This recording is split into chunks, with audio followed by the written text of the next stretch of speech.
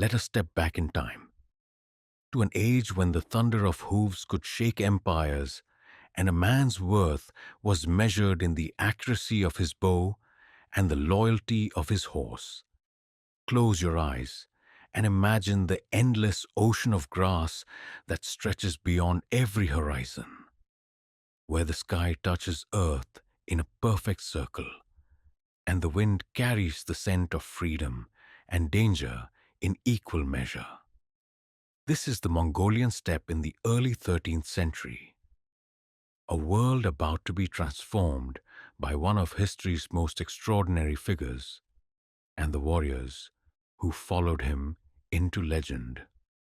The morning mist clings to the grassland like the breath of sleeping spirits, and you feel it before you hear it. A trembling in the earth beneath your feet that speaks of something momentous approaching. Standing on a low rise, your hand resting on your horse's neck, you scan the endless expanse of the Mongolian steppe stretching to every horizon. The year is 1206, and the world as you know it is about to change forever. You are a warrior of the steppes, born to the saddle and raised on mare's milk and the stories of your ancestors. Your calloused fingers know the feel of bowstring and reins better than they know the touch of silk or gold. Your eyes, narrowed against the constant wind, can spot movement across impossible distances, a skill that has kept you alive through countless raids and tribal conflicts. The sound grows stronger now, a rhythmic drumming that seems to emerge from the very bones of the earth. Hoofbeats, thousands upon thousands of them, approaching from the north where the great gathering has been taking place. You've heard whispers carried on the wind for days now, rumors that the scattered tribes of the Mongol Confederation have finally chosen a supreme leader. That Temujin, the ambitious young chief, who has been consolidating power through a mixture of brutal warfare and shrewd diplomacy, has at last claimed the title that will unite all the peoples of the steppe under one banner. Your horse shifts restlessly beneath your hand, ears pricked forward, sensing your tension. This mare has carried you through 7 summers of warfare, her dark coat scarred by arrows that came too close, her spirit as fierce and untamed as your own. Together, you have survived the endless cycle of raid and counter-raid that has defined life on these grasslands for as long as the oldest shamans can remember. But today, something in the air suggests that cycle may finally be ending. The thunder grows closer, and now you can see them. A vast column of horsemen cresting the distant hills like a dark wave rolling across the sea of grass. Even from this distance, you can make out the distinctive silhouettes. Warriors bent low over their mounts, lances held vertical, the streaming tails of their war banners catching the wind. This is no mere raiding party or tribal migration. This is an army the likes of which the world has never seen, unified under a single will and moving with a purpose that will soon shake the foundations of empires. As the column draws nearer, you begin to make out individual details that send a thrill of recognition through your chest. There, the 9 white yak-tail banners that mark the presence of the supreme ruler. The rigid discipline of the formations, each unit of 10 riders maintaining perfect spacing and alignment. The glint of metal from countless arrow points, sword blades, and lance tips. This is the face of a new age, and you are witnessing its birth.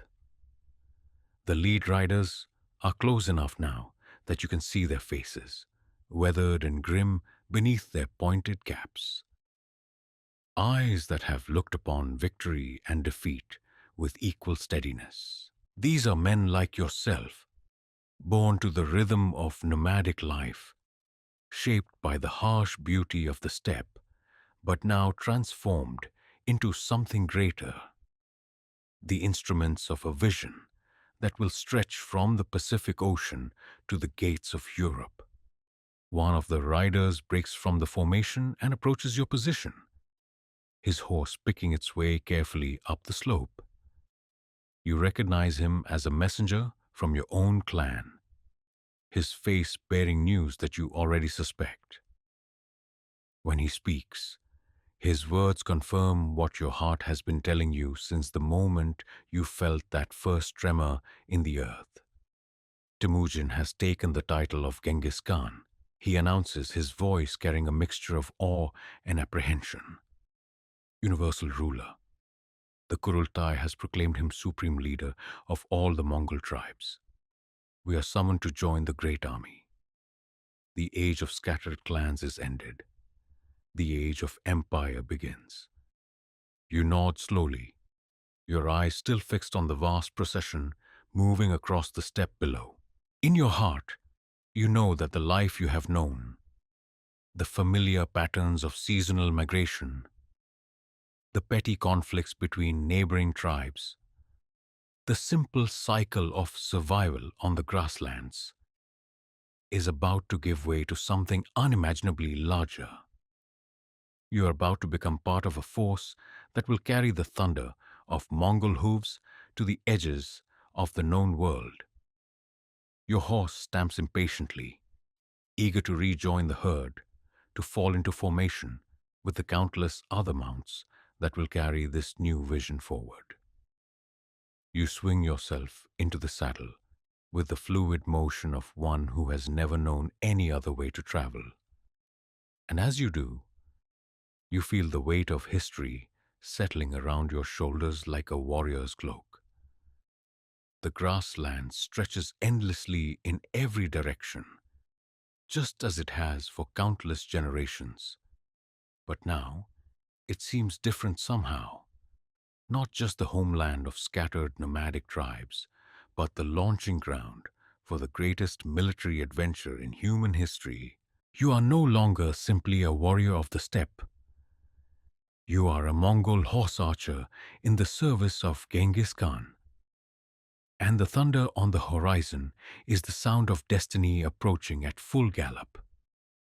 Memory is a strange thing on the steppe, where the seasons blend into one another like the endless rolling of grass waves in the wind. Your earliest recollections are not of first steps or first words, but of first moments in the saddle. The feeling of small hands gripping a horse's mane, while your father's weathered arms held you secure against his chest. The rhythm of hoofbeats becoming as natural and essential as your own heartbeat. You cannot remember a time when horses were not the center of your existence. Before you could walk steadily on your own legs, you were already learning to balance on the broad back of an old patient mare, your tiny hands clutching desperately at leather straps while your mother guided the animal in slow circles around the family gyre. The other children of the clan learned alongside you, a small cavalry of toddlers gradually mastering the art that would define every aspect of their lives. By your fourth summer, you were riding independently, though still under the watchful eyes of your elders. Your first mount was a sturdy pony with a gentle temperament and an instinctive understanding of young riders' limitations.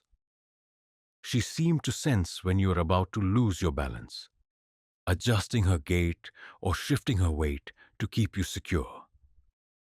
This was your first lesson in the sacred partnership between Mongol and horse. It was never about domination or control, but about becoming two parts of a single organism, each understanding and responding to the needs of the other. The horses of the Mongolian steppe were unlike the tall, sleek mounts favored by other cultures. These were compact, hardy animals with broad chests and powerful hindquarters, built for endurance rather than speed, capable of surviving on the sparse grass of the grasslands and the occasional handful of grain. Their coats grew thick and shaggy in winter, providing natural protection against temperatures that could freeze the breath in your lungs. In summer, they shed this heavy fur, revealing lean, muscular bodies that could carry a warrior and his equipment across impossible distances without faltering. Your education in horsemanship was inseparable from your education in survival. You learned to read the subtle signs of your mount's condition, the angle of the ears that indicated alertness or fatigue, the quality of the breathing that revealed health or illness, the set of the muscles that spoke of readiness for action or the need for rest. You learn to care for your horse's needs before attending to your own, understanding that your life depended absolutely on the animal's well-being. Winter was the hardest teacher. When the steppe lay buried under snow and ice, when the wind carried crystals sharp enough to cut exposed skin, when the temperature dropped so low that a horse's nostrils would freeze shut if it stopped moving. You learned what true partnership meant. You shared your body warmth with your mount, huddling together in whatever shelter you could find.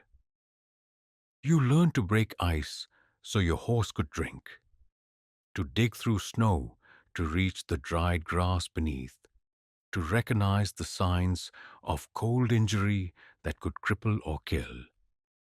But it was not all hardship and survival. Summer brought moments of pure joy that would remain with you forever. Galloping across the open steppe with your cousins, racing to see whose horse was fastest, whose rider most skillful. These were games, but games with deadly serious purpose. Every contest of speed or agility was preparation for the day when such skills would mean the difference between life and death, between victory and defeat in battle. You learn to shoot from horseback, at first with a child's bow and blunted arrows, aiming at stationary targets while your mount moved at a walk.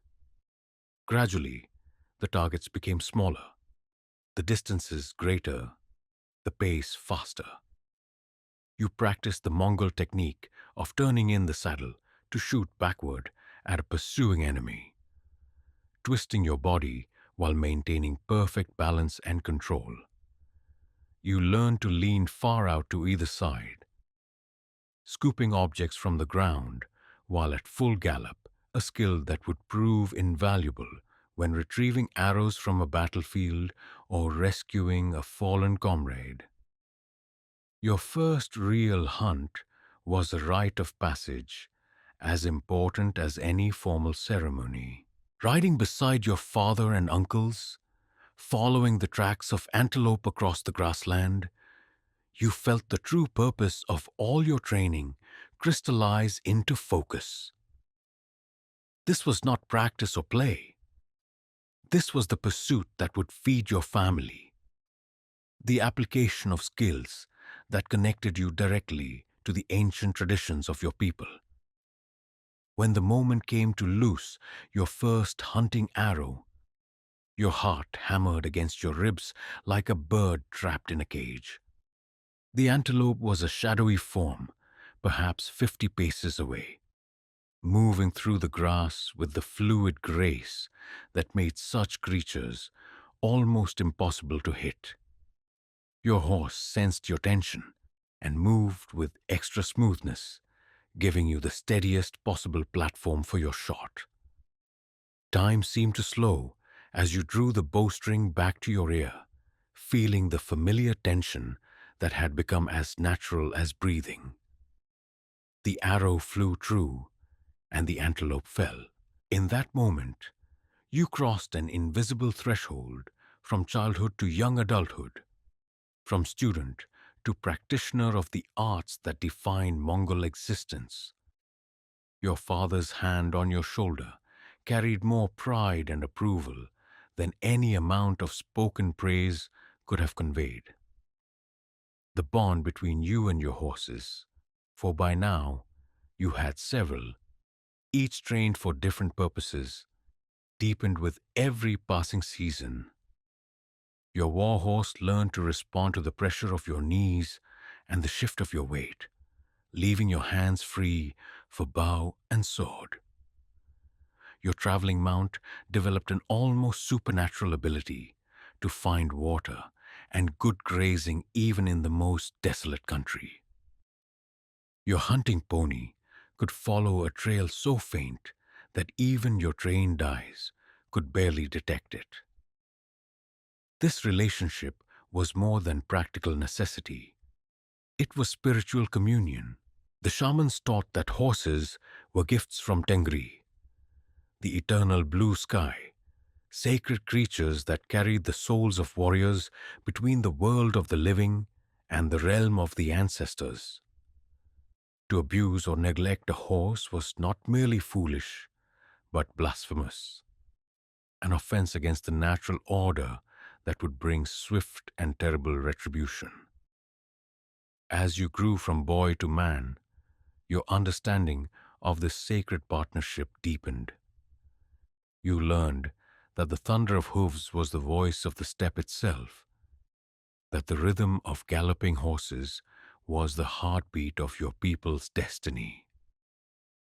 You came to realize that when Mongols spoke of freedom, they were not speaking of political abstractions, but of the literal freedom that came from perfect unity with your mount.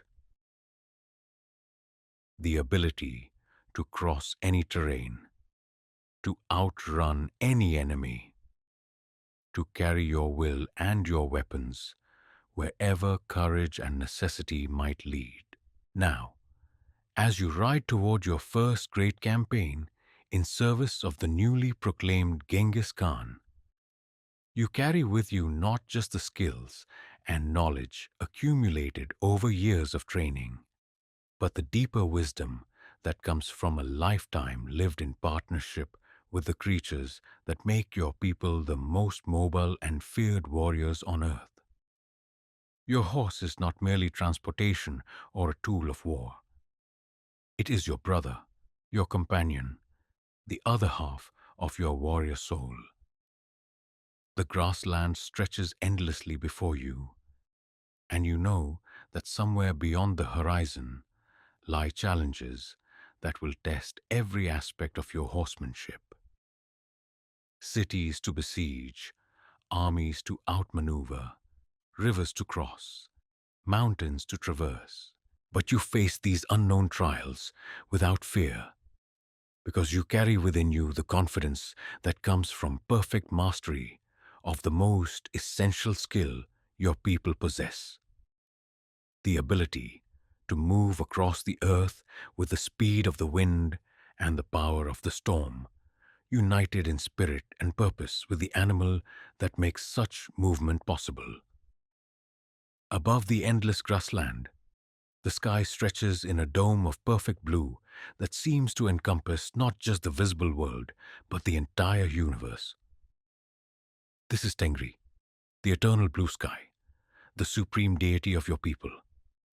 And as you ride beneath its infinite expanse, you feel the constant presence of the divine watching over every moment of your existence. The spiritual world of the Mongols is as vast and complex as the steppe itself, layered with meaning and inhabited by countless spirits, ancestors, and divine forces. But at the center of it all is Tengri, the Sky Father whose will shapes the destiny of nations and whose blessing makes victory possible. You were raised to understand that every breath you draw is a gift from the eternal blue sky. Every battle you survive a sign of divine favor. Every arrow that finds its mark, guided by celestial wisdom.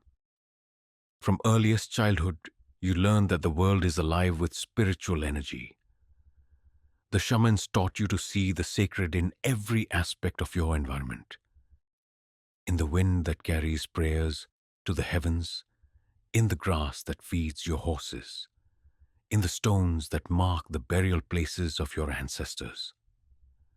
Every hill and valley, every stream and grove of trees has its own guardian spirits that must be honored and appeased if you are to travel safely through their domains. Your family's shaman was an ancient woman whose weathered face bore the ritual scars that marked her calling, whose eyes seemed to look simultaneously into this world and the realm beyond. She taught you the proper prayers and offerings that would ensure the protection of Tengri during your journeys, showed you how to read the signs that the spirits sent through the behavior of animals and the patterns of weather. From her, you learned that courage in battle was not merely a matter of personal bravery but of spiritual preparation, the cultivation of a soul pure enough to receive divine assistance when death rode close beside you. The shamanic traditions of your people stretch back through countless generations, preserving wisdom that predates the rise and fall of empires. These holy men and women serve as intermediaries between the world of the living and the realm of spirits, capable of traveling in trance to consult with the ancestors, to petition the gods for favorable weather, to divine the outcome of planned raids or migrations. They conduct the rituals that mark the great transitions of life: birth, coming of age, marriage, death, and ensure that each member of the tribe maintains proper relationships with the supernatural forces that govern existence. The most important of these rituals in your own life came during your 16th summer, when you underwent the ceremony that would transform you from boy to warrior. For 3 days and nights, you fasted alone on a sacred hill without food or water, seeking a vision that would reveal your guardian spirit and your destiny as a fighting man. The hunger and thirst created a strange clarity of mind, and as you watched the stars wheel overhead in their eternal patterns, you felt your consciousness expand beyond the boundaries of ordinary perception. On the second night, as you hovered on the edge between waking and sleeping, the vision came. A great golden eagle descended from the heights of Tengri, its wings spanning what seemed like half the sky, its eyes burning with divine fire. It spoke to you without words, communicating directly with your spirit, and you understood that this magnificent creature would be your totem, your source of supernatural power in battle. The eagle's gift was the ability to see your enemies from great distances, to anticipate their movements as if viewing them from the heights of heaven itself. When you returned to your clan, the shaman confirmed the significance of your vision. Eagles were among the most powerful of spirit guides, associated with the fierce winds that swept across the steppe and the far-seeing wisdom of Tengri himself. She painted the sacred symbols on your weapons and taught you the prayers that would invoke your guardian's protection, the rituals that would maintain the spiritual bond between your soul and your celestial patron. But the Mongol understanding of the divine extends beyond individual spiritual relationships to encompass the destiny of the people as a whole. The shamans speak of a great prophecy passed down through the generations that foretells the coming of a leader who will unite all the tribes under the protection of Tengri and carry their power to the ends of the earth. This chosen one will be marked by the favor of the eternal blue sky, will possess a mandate from heaven that gives him the right to rule not just the Mongols, but all peoples beneath the dome of the heavens. As news spreads of Temujin's proclamation as Genghis Khan, the shamans see in this event the fulfillment of ancient prophecies. They speak of signs and portents that marked his birth, a blood clot in his infant fist that symbolized his future as a great conqueror, meteors that blazed across the night sky, dreams that came to his mother, revealing his destined greatness. They interpret his rise to supreme leadership, not as mere political maneuvering, but as the working out of divine will, the beginning of an age when the children of the steppe will carry the blessing of Tengri to every corner of the world. This spiritual dimension gives profound meaning to your role as a warrior in the great Khan's army. You are not simply a soldier following orders or pursuing personal glory, but an instrument of divine purpose, a bearer of celestial mandate. Every arrow you shoot, every enemy you defeat, every mile of territory you help conquer is part of a sacred mission ordained by the eternal blue sky itself. This understanding fills you with a sense of destiny and righteousness that no earthly power could instill. The rituals of war reflect this spiritual reality. Before every major campaign, the shamans conduct elaborate ceremonies to ensure divine favor, sacrificing white horses to Tengri, reading omens in the flight of birds and the behavior of flames. They consecrate the weapons and banners of the army, invoke the protection of the ancestors, and seek divine guidance about the proper timing and direction of attacks. Victory is understood not as the triumph of superior tactics or numbers, but as the manifestation of heavenly will. Even the daily rhythms of nomadic life are shaped by spiritual considerations. You begin each day by facing the rising sun and offering prayers of gratitude to Tengri for the gift of another dawn. You pour out drops of mare's milk as libations to the spirits of the grassland before drinking yourself. You never pass a sacred ovu, a stone cairn marking a holy site, without adding a stone and offering a prayer for safe travel. These observances are not burdensome duties, but natural expressions of your understanding that every aspect of existence is suffused with divine presence. The ancestors, too, are constantly present in your daily life. The spirits of dead warriors are believed to ride alongside their descendants in battle, guiding arrows and warning of danger. The burial grounds of your clan are sacred places where the boundary between the world of the living and the realm of the dead grows thin, where prayers carry special power and visions come more readily.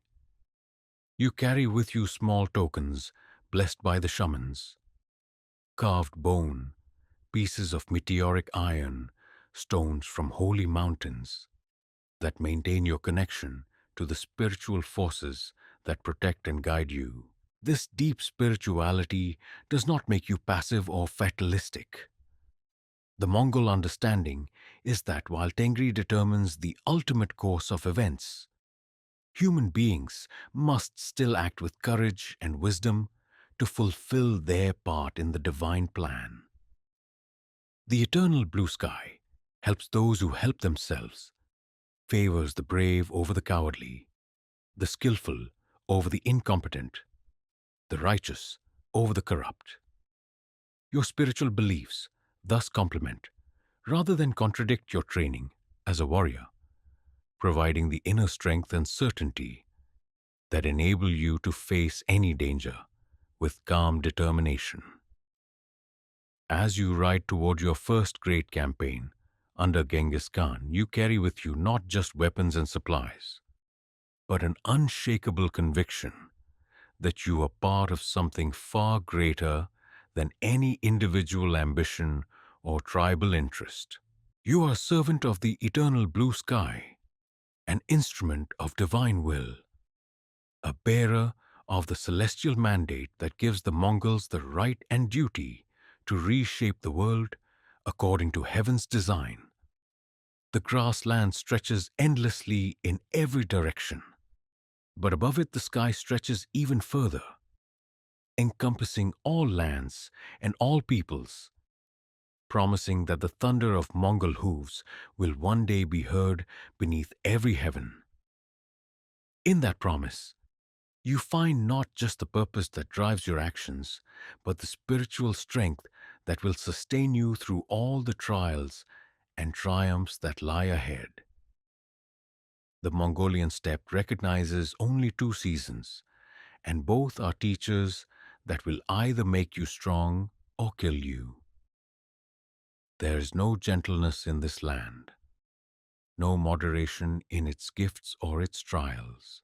Summer blazes with a heat that can crack the earth and drive men mad with thirst, while winter brings cold so fierce it can freeze the breath in your lungs and turn exposed flesh black with frostbite in minutes. Between these extremes, your people have learned not just to survive, but to thrive, developing a way of life so perfectly adapted to the harsh rhythms of the grassland that you can turn even the most brutal conditions to your advantage.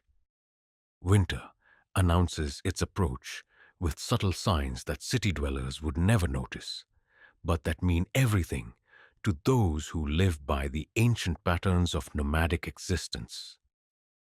The grass begins to yellow earlier. The wind carries new scents from the north.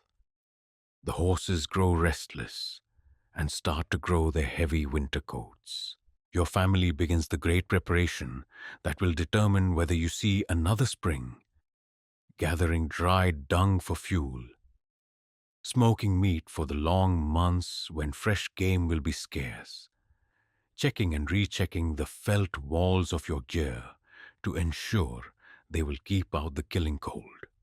The first blizzard of the season is always a test of readiness and resolve.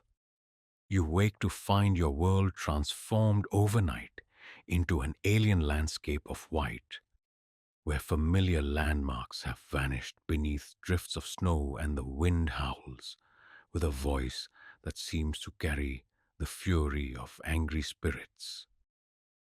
The temperature plunges so rapidly that the water in your leather vessels freezes solid, and the metal of your weapons becomes so cold it will strip skin from unprotected hands. This is when the true partnership between Mongol and horse becomes a matter of life and death.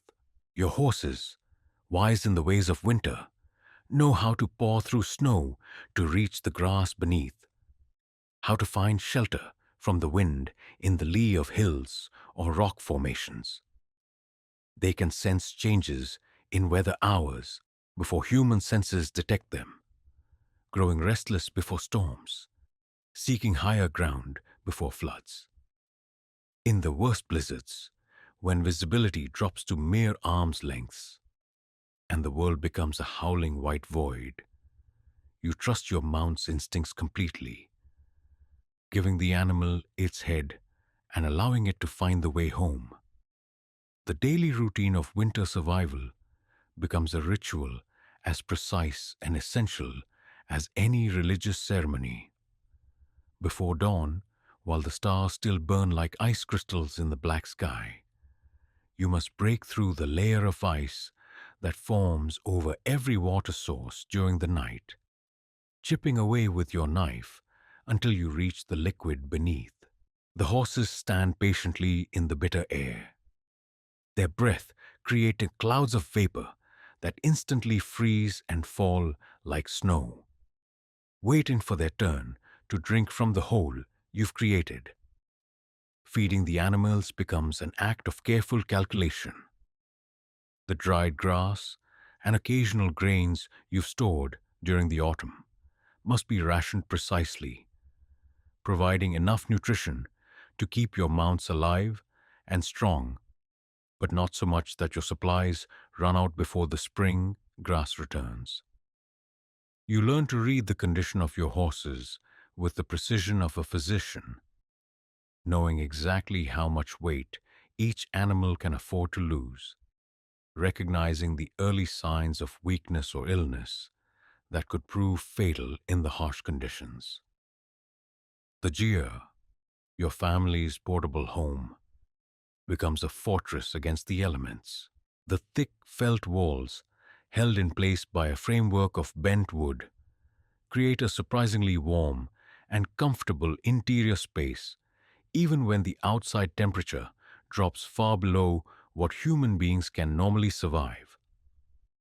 The central fire, fed by dried dung and tended continuously, provides heat and light while its smoke escapes through the opening at the top of the dwelling.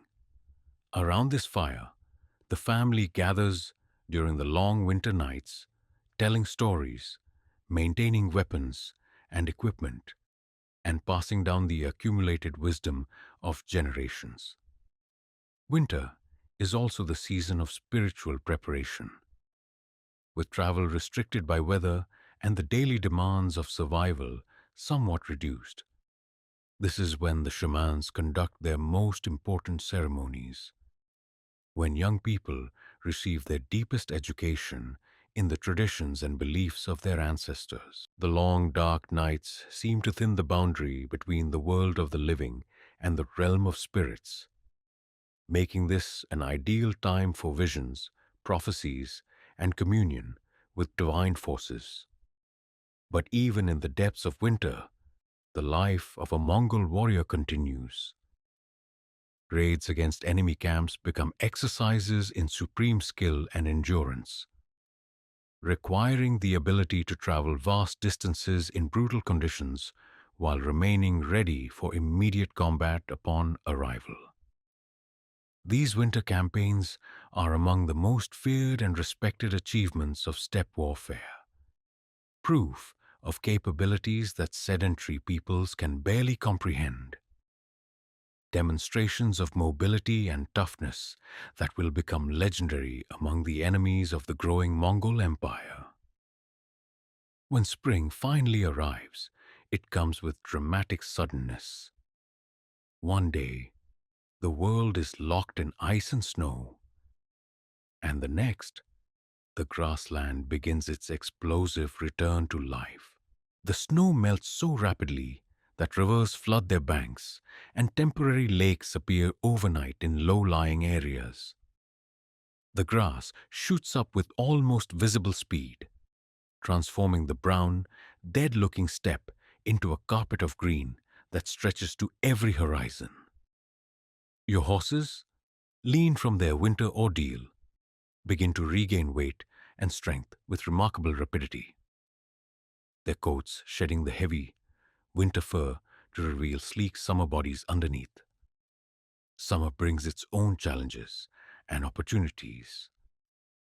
The heat can be as dangerous as winter's cold, particularly for warriors wearing armor or traveling without adequate water supplies.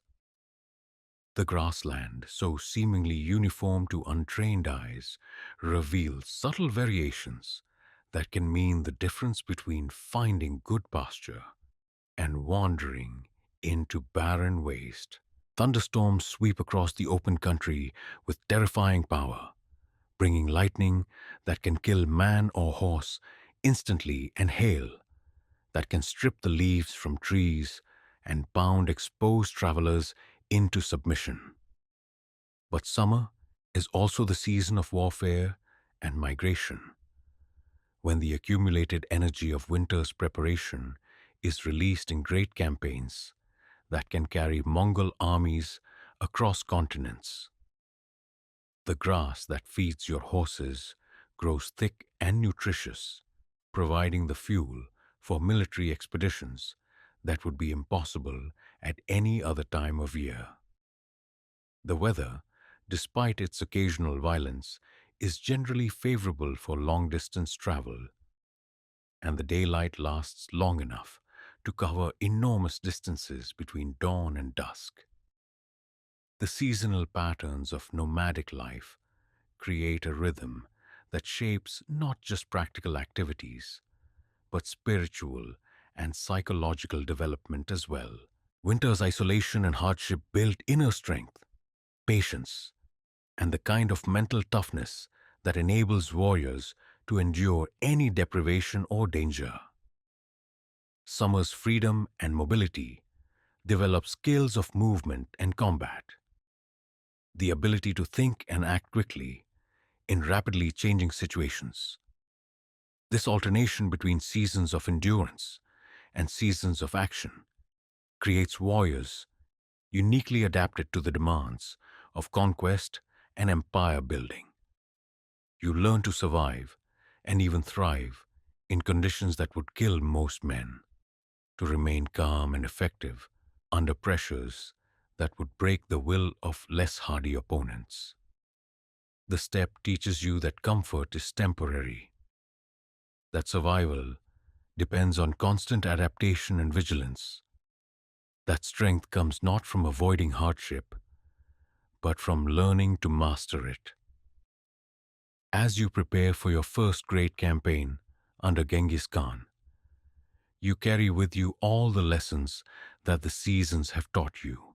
You know how to find water in the most desolate country, how to read weather signs that will warn you of approaching storms, how to care for your horses under any conditions, how to endure extremes of heat and cold that would incapacitate warriors from gentler climates. Most importantly, you know that the harshness of the steppe is not a curse but a gift. The forge that has shaped you into exactly the kind of warrior the growing Mongol Empire needs to achieve its destiny of world conquest. The grassland stretches endlessly in every direction, sometimes green with summer abundance, sometimes white with winter's fury, but always demanding the utmost from those who choose to make it their home. You have accepted that demand and met it, season after season, year after year, until the rhythm of survival and mastery has become as natural as breathing. Now you are ready to carry that mastery beyond the familiar boundaries of your homeland, to places where other men will learn what it means to face warriors forged by the eternal alternation of winter's bite and summer's gift. In your hands, the composite bow is more than a weapon. It is the extension of your will, the instrument through which your spirit reaches across impossible distances to touch your enemies with death. The creation of this bow began years before you were born, in the patient hands of master craftsmen who understood that they were not merely making a tool, but forging a sacred bond between warrior and destiny. The bow that you carry was crafted from layers of horn, sinew, and carefully selected wood, each material contributing its own strength to create something far more powerful than the sum of its parts. The process began with the selection of the wood, usually birch or maple, chosen for its flexibility and resistance to cracking. The craftsman shaped this wooden core with tools passed down through generations, creating the precise curves and tapers that would determine the weapon's power and accuracy.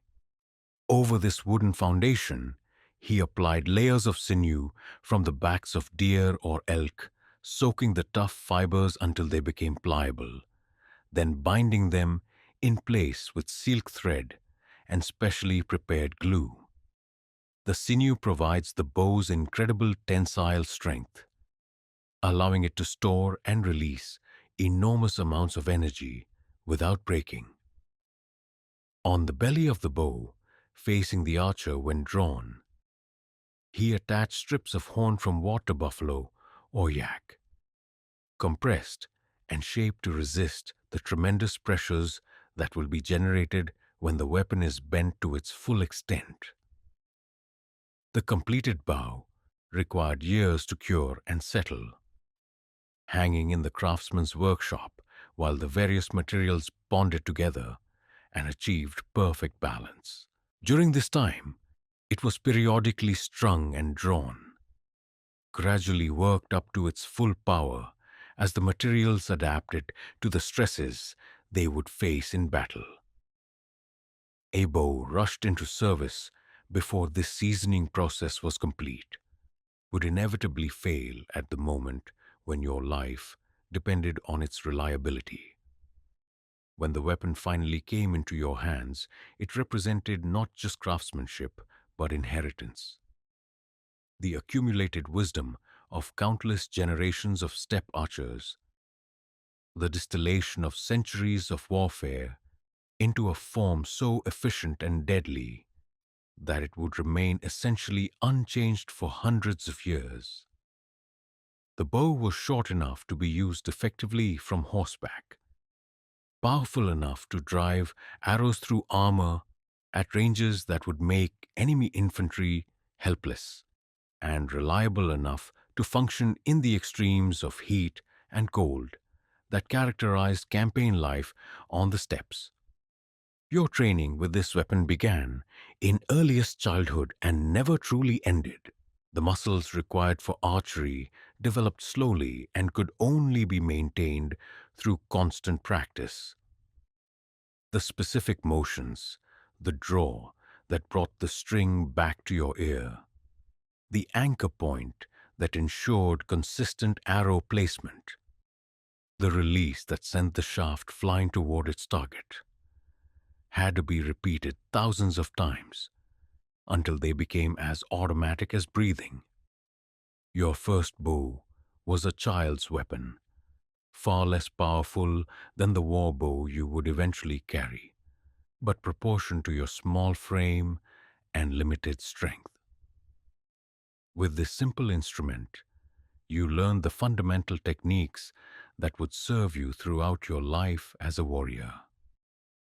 You practiced shooting at stationary targets from a standing position, developing the basic accuracy that would later be refined and adapted to more challenging circumstances.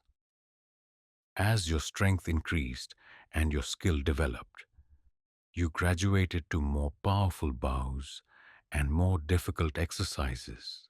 You learned to shoot while walking, then while jogging, gradually building up to the supreme challenge of accurate archery from the back of a galloping horse. This was the skill that separated Mongol warriors from all other archers in the world. The ability that would make your people the most feared light cavalry on earth. The Mongol technique of mounted archery was unlike anything practiced by sedentary peoples. You learned to rise slightly in your stirrups as you drew the bow, using the strength of your legs to provide a stable platform, even while your horse moved at full speed across uneven ground. You developed the ability to time your shots to coincide with the moment when all four of your mount's hooves were off the ground. The brief instant of relative stability in the rhythm of the gallop. Most difficult of all was mastering the famous Parthian shot. The ability to turn in your saddle and shoot accurately backward at pursuing enemies. This technique required not only exceptional balance and strength, but also an almost supernatural coordination between rider and horse. Your mount had to understand that when you twisted around to face backward, it must maintain a steady course without guidance from the reins, while you had to trust completely in the animal's intelligence and training. The arrows you carried were as carefully crafted as the bow itself, each one a small masterpiece of engineering designed for a specific purpose. Your bodkin points, with their narrow, hardened tips, were made for penetrating armor and could punch through mail or even plate at close range. Your broadheads, with their wide razor-sharp edges, were designed to bring down unarmored opponents or horses, causing massive bleeding that would quickly incapacitate the target. Your fire arrows carried special heads wrapped with cloth and coated with combustible materials, capable of setting enemy camps or siege engines ablaze. The discipline of archery extended beyond mere physical technique to encompass spiritual and mental preparation as well. The shamans taught that the bow was a sacred instrument, blessed by Tengri and invested with supernatural power. Before every hunt or battle, you performed rituals designed to ensure the blessing of your guardian spirits, prayers that would guide your arrows to their targets and protect you from enemy missiles in return. Your quiver held not just arrows, but the essence of Mongol military supremacy, the ability to project lethal force across distances that made traditional cavalry charges obsolete. While enemy knights depended on the shock impact of lance and sword, requiring them to close to contact with their opponents, you could begin inflicting casualties from hundreds of yards away, raining death from beyond the reach of retaliation. The psychological effect of this capability was as important as its physical impact. Enemy formations, watching clouds of arrows arc toward them from ranges where their own weapons were useless, often broke and fled before the Mongol cavalry ever came within sword reach. The knowledge that death could strike at any moment, from any direction, without warning or possibility of immediate response, created a terror that tactical manuals could never adequately address. Training in massed archery tactics taught you to coordinate your shooting with hundreds or thousands of other bowmen, creating the devastating arrow storms that would become the signature of Mongol warfare. You'd learn to shoot at high angles, lobbing arrows over defensive obstacles to strike enemies who thought themselves safe behind walls or shields. You practiced shooting in sequence, maintaining a continuous rain of missiles, even while individual archers paused to knock fresh arrows. The bow also served as a tool of the hunt, providing the protein that sustained your people during their constant migrations across the grasslands. The skills of war and the skills of survival were essentially the same, and every successful hunt reinforced the techniques that would serve you in battle. Stalking game across the steppe taught you patience and fieldcraft, while the challenge of bringing down swift-moving prey at long range honed your marksmanship to a level that few warriors in the world could match. Your relationship with your bow became intensely personal over the years of training and use. You learned to sense its moods, how it responded differently to changes in temperature and humidity, how its performance varied with different arrow weights and fletching patterns. In winter, when the cold made the horn and sinew brittle, you knew to warm the weapon carefully before use, and to avoid drawing it to its full extent until the materials had reached optimal flexibility. In summer's heat, when the glue that bound the layers together might soften, you understood the importance of keeping the bow in shade and checking regularly for signs of separation or weakness. The maintenance of your weapon was a ritual as important as any religious observance. Each evening, after the day's march or battle, you carefully unstrung the bow to relieve the stress on its materials. You inspected every inch of its surface for cracks, splits, or other damage that might cause catastrophic failure at a critical moment. You cleaned the grip where your hand had left sweat and oil, treated the string with wax to prevent fraying, and stored the weapon in its special case lined with felt to protect it from moisture and impact. The arrows in your quiver received equal attention. You checked each shaft for straightness, each point for sharpness, each fletching for damage that might affect flight characteristics. You knew that an arrow that flew slightly off course might mean the difference between striking an enemy commander and missing him entirely, between bringing down a charging warhorse and allowing it to reach your position. The Mongol saying that a bent arrow never finds its mark applied not just to the physical condition of your missiles, but to the mental state of the archer. Any distraction, any uncertainty, any failure of concentration could send your shot wide of its intended target. As your skill developed, you began to understand that archery was not merely about hitting targets, but about reading the constantly changing conditions that affected every shot. Wind direction and strength had to be calculated instinctively, compensated for without conscious thought, even while your horse galloped across broken ground. The movement of your target, whether enemy warrior, fleeing animal, or distant siege engine, had to be anticipated, your aim adjusted to intercept rather than simply follow. Range estimation became second nature, a skill so refined that you could gauge distances across the steppe with remarkable accuracy, even without reference points.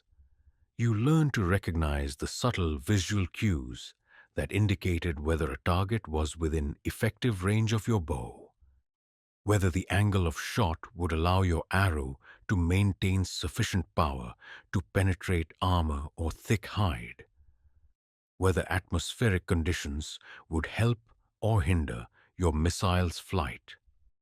The brotherhood of archers within your clan was bound together by shared understanding of these challenges and mysteries. Veterans passed down hard-won knowledge to younger warriors, sharing insights that could never be found in any manual or formal instruction. You learned which arrow points worked best against different types of armor, how to modify your technique for shooting uphill or downhill, how to maintain accuracy even when exhausted by days of continuous campaigning. Competition was constant and fierce, but always constructive. Warriors challenged each other to increasingly difficult shots, threading arrows between the spokes of a moving cartwheel, hitting targets while hanging upside down from their saddles, striking small objects thrown into the air by other riders. These contests were not mere entertainment, but vital training, pushing each archer to exceed his previous limitations and discover new levels of capability. The famous Mongol accuracy was not achieved through any single technique, but through the integration of countless small refinements, each one adding to the overall effectiveness of the archer. You learn to use peripheral vision to track multiple targets simultaneously, to coordinate your breathing with your shooting rhythm for maximum steadiness, to maintain focus even in the chaos and terror of battle when arrows and spears filled the air around you. Your bow became your signature, as distinctive and personal as your horse or your name. Other warriors could recognize your arrows on a battlefield by subtle characteristics of their construction or placement, could identify your shooting style from the pattern of hits on a practice target. This weapon that had been crafted years before you took possession of it gradually transformed into an extension of your own body and will, responsive to intentions you barely had to form consciously. The spiritual dimension of archery remained always present. woven into the practical aspects of training and use. Each successful shot was seen as a gift from Tengri, evidence of divine favor that must be acknowledged with gratitude and humility. Each miss was examined not just for technical flaws, but for possible spiritual causes.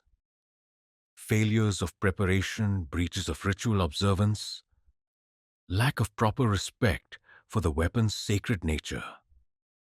As you prepare to ride with the great army of Genghis Khan, your bow rides with you as your most trusted companion, the instrument through which you will help carry Mongol power to the ends of the earth. In the campaigns ahead, this weapon will speak your name across battlefields from China to Eastern Europe, its voice adding to the chorus of destruction that will announce the arrival of a new age. The brotherhood of the bow extends beyond your immediate clan to encompass all the mounted archers who serve the great Khan. Bound together by shared mastery of the weapon that makes Mongol armies invincible, the grassland stretches endlessly in every direction, and somewhere beyond the horizon wait enemies who have never faced the devastating accuracy of steppe archery, who cannot imagine the terror of arrows that strike without warning from impossible ranges. They will learn what it means to face warriors whose bows are extensions of their souls, whose arrows fly with the blessing of the eternal blue sky, whose brotherhood extends across the greatest military force the world has ever seen. The politics of the steppe are written in smoke and blood, sealed with oaths that bind souls across generations and broken with betrayals that echo through the songs of storytellers for centuries to come. In this vast grassland, where no walls divide territories and no rivers mark permanent boundaries, power flows like the wind, shifting direction without warning, gathering strength in unexpected places, capable of either life-giving gentleness or devastating fury. You learn the intricate dance of tribal allegiances at your father's side, watching him navigate the treacherous currents of steppe diplomacy with the same skill he used to guide his horse through dangerous terrain. Every meeting with neighboring clan leaders was a careful balance of strength and respect. Every negotiation a test of wit and will that could determine your family's survival for generations to come. The wrong word, the misread gesture, the failed judgment of another man's intentions could lead to blood feuds that would consume entire tribes in cycles of raid and revenge.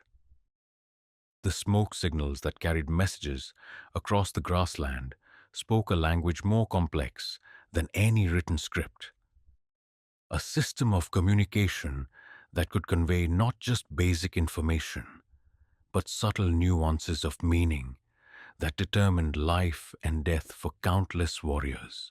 A single column of smoke rising straight into the still air might indicate peaceful intentions, while multiple fires burning in specific patterns could warn of approaching enemies or call for military assistance.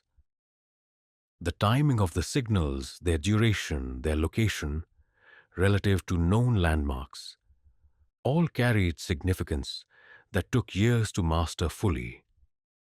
You remember the night when the smoke signals brought news that would reshape the entire political landscape of the Mongol Confederation. 3 fires burning in a triangle pattern, visible from a ridge 20 miles to the north, announced that Jamukha, the powerful rival of Temujin, had broken his oath of brotherhood and declared war against his former ally. The implications of this betrayal rippled through the tribal networks like waves spreading from a stone dropped in still water. forcing every clan leader to choose sides in a conflict that would ultimately determine the future of all the steppe peoples. The blood oath that had originally bound Jamukha and Temujin together was considered one of the most sacred bonds known to Mongol tradition. The two young warriors had mingled their blood in a ceremony witnessed by the shamans and blessed by the spirits of their ancestors, swearing to stand together against all enemies, to share both victory and defeat as brothers born of the same mother. For such an oath to be broken required provocations so severe that they threatened the very foundations of tribal society. Your own family's position in this growing conflict was determined by obligations stretching back 3 generations. When your grandfather had sworn a debt of honor to Temujin's father that could only be repaid through loyal service to his descendants. This was not a matter of simple political calculation, but of spiritual necessity. The ancestors themselves would curse any descendant who failed to honor the commitments made by those who came before. The songs of the storytellers preserve the exact words of every important oath, ensuring that no family could escape its obligations through convenient forgetfulness. The rituals surrounding these alliances were as elaborate and binding as any religious ceremony. When your clan leader formally pledged his warriors to Temujin's cause, the oath-taking lasted from sunset to dawn, with each participant required to speak his commitment before the sacred fire while holding a blade to his own throat. The shamans called upon Tengri to witness the vows and to strike down with divine lightning any who proved false to their word. Horses were sacrificed to seal the pact, their blood mixed with mare's milk and consumed by all present as a sign that the alliance was literally incorporated into their bodies. But the steppe was also a place where practical necessity could override even the most sacred traditions, where survival sometimes demanded choices that would brand a man as oath breaker but keep his people alive to see another season. You witnessed this harsh reality when a prolonged drought forced the leaders of several clans to abandon their sworn allegiance to a powerful chief and seek protection from his enemies, trading honor for access to the water sources controlled by the rival faction. The decision tore communities apart, setting brother against brother and friend against friend. But the alternative was watching their animals die and their families face starvation. These betrayals created blood feuds that could last for generations, with each side maintaining careful accounting of injuries suffered and revenges required. The killing of a clan member demanded the death of someone of equal standing from the responsible tribe, while the theft of horses or cattle required compensation, calculated according to complex formulas that took into account not just the immediate value of the stolen property, but the long-term impact on the victim's livelihood. Failure to provide appropriate satisfaction for such injuries was itself a cause for war, perpetuating cycles of violence that could consume entire regions of the grassland. The art of negotiation in this environment required not just diplomatic skill, but the ability to project strength while remaining open to compromise, to demonstrate that you were too dangerous to attack while showing that you were reasonable enough to deal with peacefully. Your father taught you to read the subtle signs that revealed another man's true intentions, the way he positioned his weapons during a parley, the number and positioning of his guards, the manner in which he greeted his counterparts. A leader who came to negotiations heavily armed and accompanied by a large retinue might be planning treachery, but he might also simply be demonstrating that he was powerful enough to honor whatever agreements he made. The women of the tribes played crucial roles in these political arrangements, serving not just as negotiators and advisors, but as living symbols of alliance and commitment. Marriage between powerful families created bonds that were expected to last for generations, with the children of such unions serving as guarantees that both sides would honor their obligations. The kidnapping or seduction of another man's wife or daughter was thus not merely a personal insult, but a political act that could justify immediate warfare, a breach of the social order that demanded swift and decisive response. Intelligence gathering was another essential element of steppe politics, requiring networks of informants and allies who could provide warning of planned attacks or shifts in tribal allegiances. Merchants traveling between different regions served as informal spies, carrying information along with their trade goods, while shamans moved freely between communities and often possessed detailed knowledge of political developments across vast areas of the grassland.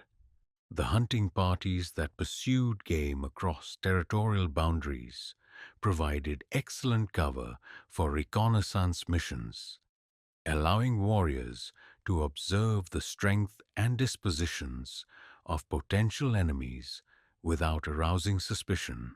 The speed of communication across the steppe, facilitated by the relay system of mounted messengers and signal fires, meant that political developments could have consequences hundreds of miles away within a matter of days. A successful raid against one tribe might trigger retaliatory attacks against their allies, while the death of a powerful leader could create power vacuums that ambitious rivals would attempt to fill through force or diplomacy. Your clan maintained careful watch on events throughout the region, understanding that conflicts that seemed distant and irrelevant could suddenly threaten your own survival. As Temujin began his rise to supreme power, the traditional patterns of steppe politics underwent fundamental transformation. His genius lay not just in military tactics, but in his ability to transcend the ancient cycle of raid and revenge, creating new forms of loyalty that cut across tribal boundaries and established merit rather than birth as the primary criterion for advancement. The decimal system of military organization that he implemented broke up traditional clan structures, mixing warriors from different tribes within the same units and creating bonds of combat brotherhood that superseded older allegiances. This revolutionary approach to political organization created both opportunities and dangers for families like yours.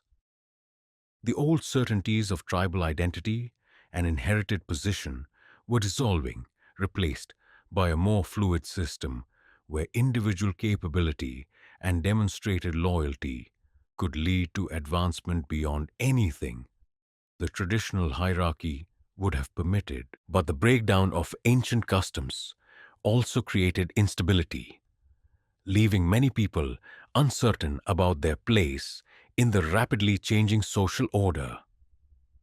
The blood oaths that bound you to the service of the great Khan represented both continuity and change. Continuity because they drew on the same spiritual traditions that had governed steppe politics for centuries. Change because they pointed toward a future where Mongol unity would extend far beyond the grasslands to encompass peoples and territories that had never known the sovereignty of the tribal chiefs. The smoke signals that once carried messages between neighboring clans would soon coordinate military operations across continents, and the political skills learned in the intimate world of nomadic diplomacy would be applied to the governance of the largest empire in human history. The Great Kurultai of 1206 was not merely a political assembly but a sacred convergence of destiny, a moment when the scattered streams of Mongol ambition and divine will flowed together to create the flood that would reshape the world. You arrived at the gathering place as part of your clan's contingent, riding across the spring grassland toward the vast encampment that had been growing for weeks as tribes from across the Confederation converged on this historic site. From miles away, you could see the smoke of countless cooking fires rising into the endless blue sky, creating a haze that marked the location of the largest assembly of Mongol peoples in living memory. As you drew closer, the individual details of the camp resolved themselves into a sight that took your breath away. Row upon row of felt girs stretching to the horizon. Horse herds so vast they looked like brown seas moving across the grassland. Banners and standards marking the positions of clans whose names were legendary throughout the steppe. The organization of the camp itself reflected the complex hierarchy and careful protocols that governed Mongol society. The most powerful tribes occupied the positions of honor closest to the center, where the great assembly would take place, while lesser clans and dependent peoples arranged themselves in concentric circles according to their status and influence. The spacing between different groups was precisely calculated to show respect while avoiding the conflicts that might arise if traditional enemies found themselves too close together. Your family's assigned position in this vast temporary city spoke to generations of faithful service and proven valor in battle. You were close enough to the center to witness the great events firsthand, but far enough from the most powerful chiefs to avoid becoming entangled in the dangerous currents of high-level politics. From your gear, you could see the magnificent pavilion that had been erected for Temujin himself, its white felt walls decorated with the sacred symbols of his clan and surrounded by the guard units whose loyalty had been tested in countless battles. The sounds of the camp created a symphony unlike anything you had ever experienced. The neighing of thousands of horses, the lowing of cattle and bleating of sheep, the constant murmur of conversation in a dozen different dialects, the sharp commands of military leaders organizing their forces, the chanting of shamans conducting the rituals necessary to ensure divine blessing on the proceedings. Beneath it all was the deeper rhythm of an entire people preparing for transformation, the sense that history itself was holding its breath. For days before the formal assembly began, the camp buzzed with negotiations, conspiracies, and the careful maneuvering that would determine not just who held power, but what form that power would take. Envoys moved constantly between the different tribal areas, carrying offers of alliance, threats of retribution, and the countless smaller deals that would shape the outcome of the great decision. Your father spent long hours in consultation with other clan leaders, weighing options and obligations, trying to navigate the treacherous currents of steppe politics while positioning your family for whatever new order might emerge.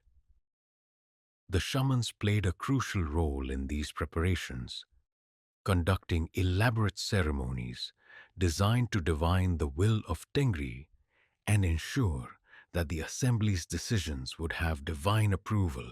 They sacrificed white horses to the eternal blue sky, read omens in the flight patterns of birds, and interpreted dreams that might reveal heaven's chosen leader. The most powerful among them claimed to have received visions showing Temujin clothed in the radiance of celestial authority, confirming that his rise to supreme leadership was ordained by the gods themselves. When the formal assembly finally convened, the scene was one of unparalleled magnificence and solemnity. The chiefs and nobles of every significant tribe gathered in a great circle around a raised platform where the candidates for supreme leadership would make their cases. The air thrummed with tension and anticipation as thousands of warriors, their weapons glinting in the sunlight, arranged themselves behind their respective leaders. This was democracy of a sort, but democracy tempered by the understanding that the wrong choice could lead to civil war and the destruction of everything the Mongol peoples had built. Temujin's presentation was a masterpiece of political theater and genuine charisma. He spoke not just of his own qualifications, but of a vision that transcended the traditional boundaries of tribal thinking. He painted a picture of Mongol unity that would transform the scattered clans into an irresistible force, capable of conquering not just neighboring peoples, but the great sedentary civilizations that had dominated the world for centuries. His words carried the authority of proven military success, the weight of divine endorsement, and the compelling logic of a man who understood that the old ways of endless intertribal warfare would eventually destroy all the steppe peoples. The opposition was formidable but fragmented. Several powerful chiefs presented their own claims to leadership, each backed by impressive military forces and ancient lineages that connected them to the legendary Khans of the past. But none could match Temujin's combination of battlefield victories, political acumen, and sheer force of personality. More importantly, none offered a vision as compelling as his promise to unite all peoples under the eternal blue sky and carry Mongol power to the ends of the earth. The formal voting, when it finally came, was conducted according to traditions so ancient that their origins were lost in the mists of time. Each tribal chief cast his vote by placing an arrow in one of several quivers representing the different candidates, while the shamans chanted prayers to ensure that the spirits of the ancestors would guide the decision. The counting was done in full view of the entire assembly, with representatives from each tribe verifying the accuracy of the tally. When Temujin's victory was announced, the reaction was immediate and overwhelming. Warriors who had supported him from the beginning raised their voices in triumph, while those who had opposed him quickly demonstrated their acceptance of the decision by pledging their loyalty to the new supreme leader. The few who seemed inclined to resist were quickly surrounded by the majority who had chosen unity over continued division. The investiture ceremony that followed was a blend of ancient tradition and revolutionary innovation. The shamans conducted the rituals that had been used for centuries to confirm the selection of tribal leaders, calling upon Tengri to bless the new Khan and grant him the mandate of heaven. But the title chosen, Genghis Khan, meaning universal ruler, spoke to ambitions that far exceeded anything the steppe had known before. This was not merely the leader of a confederation, but the divinely appointed emperor of all peoples beneath the sky. The oaths of loyalty sworn that day bound every warrior present, not just to personal service, but to participation in a grand enterprise that would reshape the world. You found yourself swept up in the collective enthusiasm, raising your voice with thousands of others in the great shout of acclamation that announced to the heavens and the earth that a new age had begun. The sound seemed to roll across the grassland like thunder, carrying with it the promise of conquest and empire on a scale that previous generations could never have imagined.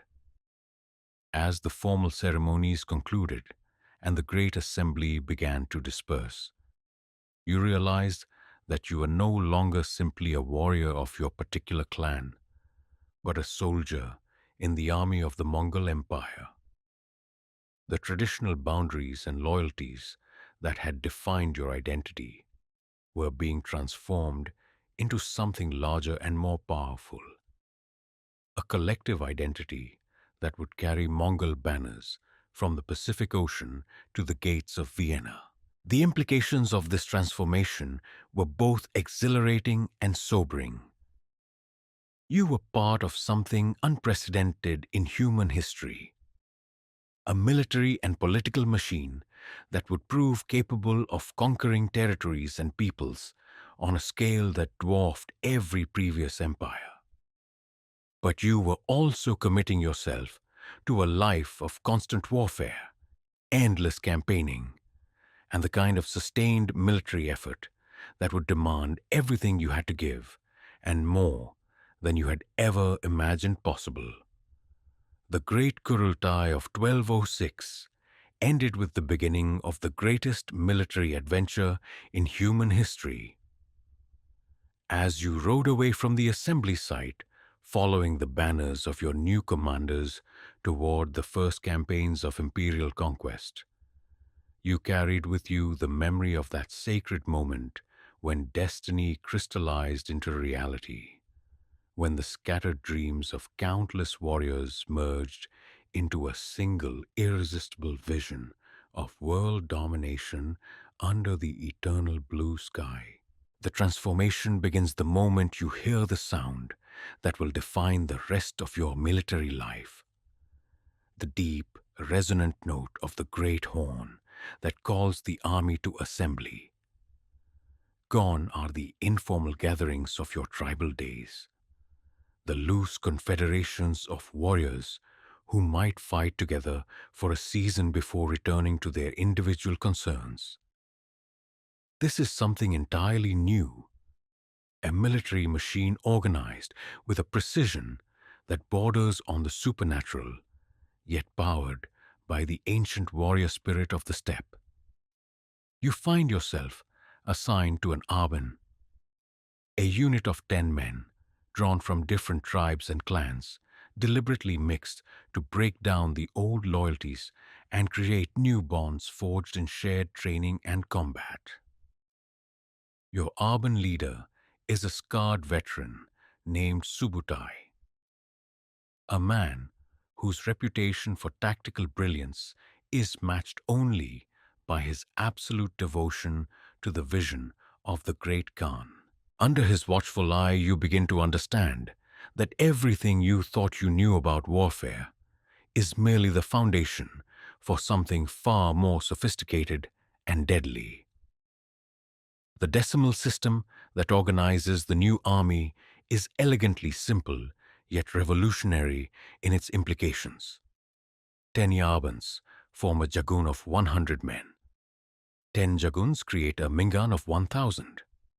And 10 mingans constitute a tumen, the famous 10,000-man unit that will become the basic building block of Mongol conquest. This mathematical precision allows for coordination on a scale previously impossible, enabling the Great Khan to deploy forces with a flexibility and efficiency that will confound every enemy the empire encounters. But the true genius of the system lies not in its numerical organization, but in the meritocracy that determines advancement within its ranks. Birth and tribal affiliation, while not entirely irrelevant, matter far less than demonstrated competence in battle and unwavering loyalty to the Khan's vision. You watch men who were minor figures in their original clans rise to positions of significant authority based purely on their military skills, while the sons of chiefs find themselves serving under the command of former slaves who have proven their worth in combat. Your daily routine under this new dispensation is structured with military precision yet remains true to the nomadic traditions that shaped your youth. Reveille comes before dawn, marked by the horn calls that echo across the vast encampment. Within minutes, you and your comrades are mounted and ready for the day's training. Your movements coordinated through hours of repetitive drill until they become as automatic as breathing. The efficiency with which thousands of warriors can break camp and form marching columns would seem miraculous to outside observers, but represents merely the practical application of principles learned through generations of nomadic life. The training regimens instituted by Genghis Khan's military reforms push you to limits you never knew existed. Traditional Mongol skills, horsemanship, archery, individual combat, are refined to unprecedented levels of proficiency, but they are also integrated into complex tactical formations that require each warrior to sublimate his individual brilliance to the needs of the collective effort. You learn to fight as part of a coordinated unit, timing your movements to complement those of your comrades, subordinating personal glory to operational effectiveness. The hunting exercises that supplement formal military training serve multiple purposes beyond their obvious value in maintaining cavalry skills. These great drives, involving hundreds or thousands of warriors working together to surround and capture vast herds of game, are essentially military maneuvers disguised as sport. They teach coordination between widely separated units, practice in communication across difficult terrain, and the kind of strategic patience that will prove essential when the army faces enemies who must be worn down rather than overwhelmed in direct assault. Yet beneath this iron discipline beats a heart that remains unmistakably Mongol.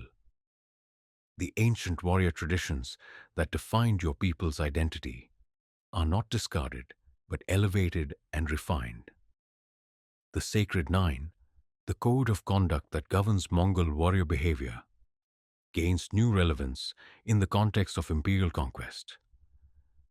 Courage in battle, loyalty to one's comrades, respect for worthy enemies, protection of non-combatants who submit peacefully. These values provide moral structure for what might otherwise become mere organized brutality. The integration of conquered peoples into the Mongol military system demonstrates the sophisticated understanding of human nature that underlies the Khan's reforms. Rather than simply enslaving or exterminating defeated enemies, the Mongol approach seeks to identify and recruit the most capable individuals, regardless of their origins. Chinese engineers bring expertise in siege warfare. Persian administrators contribute knowledge of taxation and governance. Captured European knights provide insights into heavy cavalry tactics. This cosmopolitan approach to military organization creates an army that combines the traditional strengths of nomadic warfare with the accumulated military wisdom of every civilization it encounters.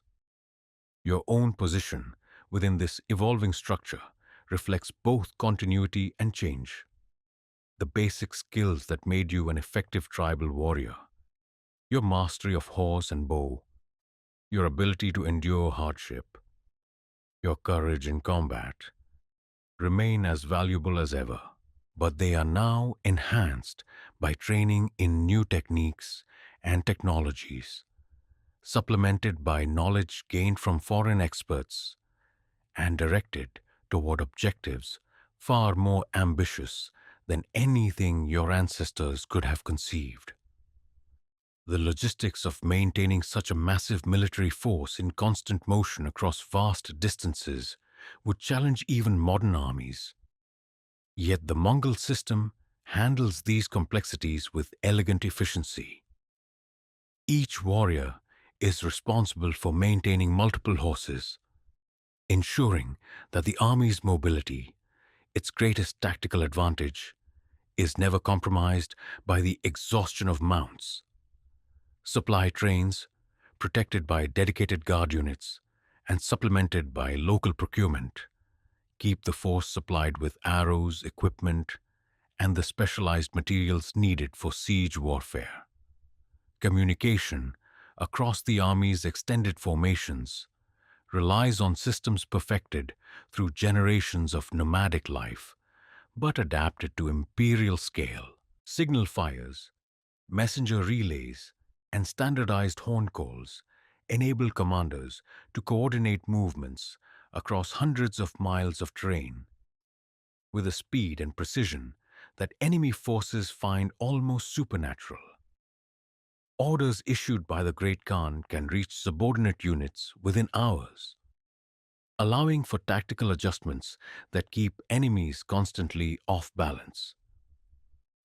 The psychological dimension of this military transformation is as important as its tactical aspects. You find yourself developing a new sense of identity that encompasses both individual prowess and collective purpose. The pride you feel in your personal skills as a warrior becomes inseparable from pride in the achievements of your unit, your two men, your army, your empire. The success of the whole validates and magnifies the worth of each part, creating a positive feedback loop that strengthens both individual motivation and group cohesion. The religious and spiritual dimensions of Mongol military culture adapt to imperial requirements while maintaining their essential character. The shamans who accompany the army conduct the rituals necessary to ensure divine favor. But their ceremonies now encompass not just traditional steppe deities, but the protective spirits of conquered territories. This theological flexibility mirrors the military system's ability to incorporate useful elements from any source while maintaining its core identity and values. Your weapons and equipment reflect this same principle of adaptive excellence. Your composite bow remains the foundation of your combat effectiveness, but it is supplemented by Chinese crossbows for siege work, Persian maces for close combat, and European armor adapted to nomadic fighting styles. Each piece of gear is evaluated purely on its practical utility, with the best elements from every military tradition finding their place in the Mongol arsenal. The discipline that governs daily life in the imperial army extends beyond mere military necessity to encompass a comprehensive system of justice and reward that ensures both effectiveness and morale. Merit is recognized and rewarded swiftly, while failure and cowardice are punished with equal certainty. The system is harsh but fair, creating an environment where every warrior knows exactly what is expected of him and what consequences will follow from his choices. As you prepare for your first major campaign under this new system, you feel the confidence that comes from being part of something unprecedented in human history. A military force that combines the traditional strengths of nomadic warfare with innovations drawn from every corner of the known world, unified by a discipline that transforms individual excellence into collective invincibility. The iron discipline shapes and channels your Mongol heart, but it does not diminish its essential fire.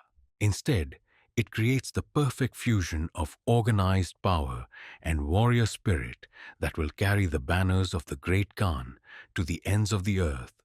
The Western Xia kingdom spreads before you like a vast tapestry, woven from elements both familiar and utterly alien.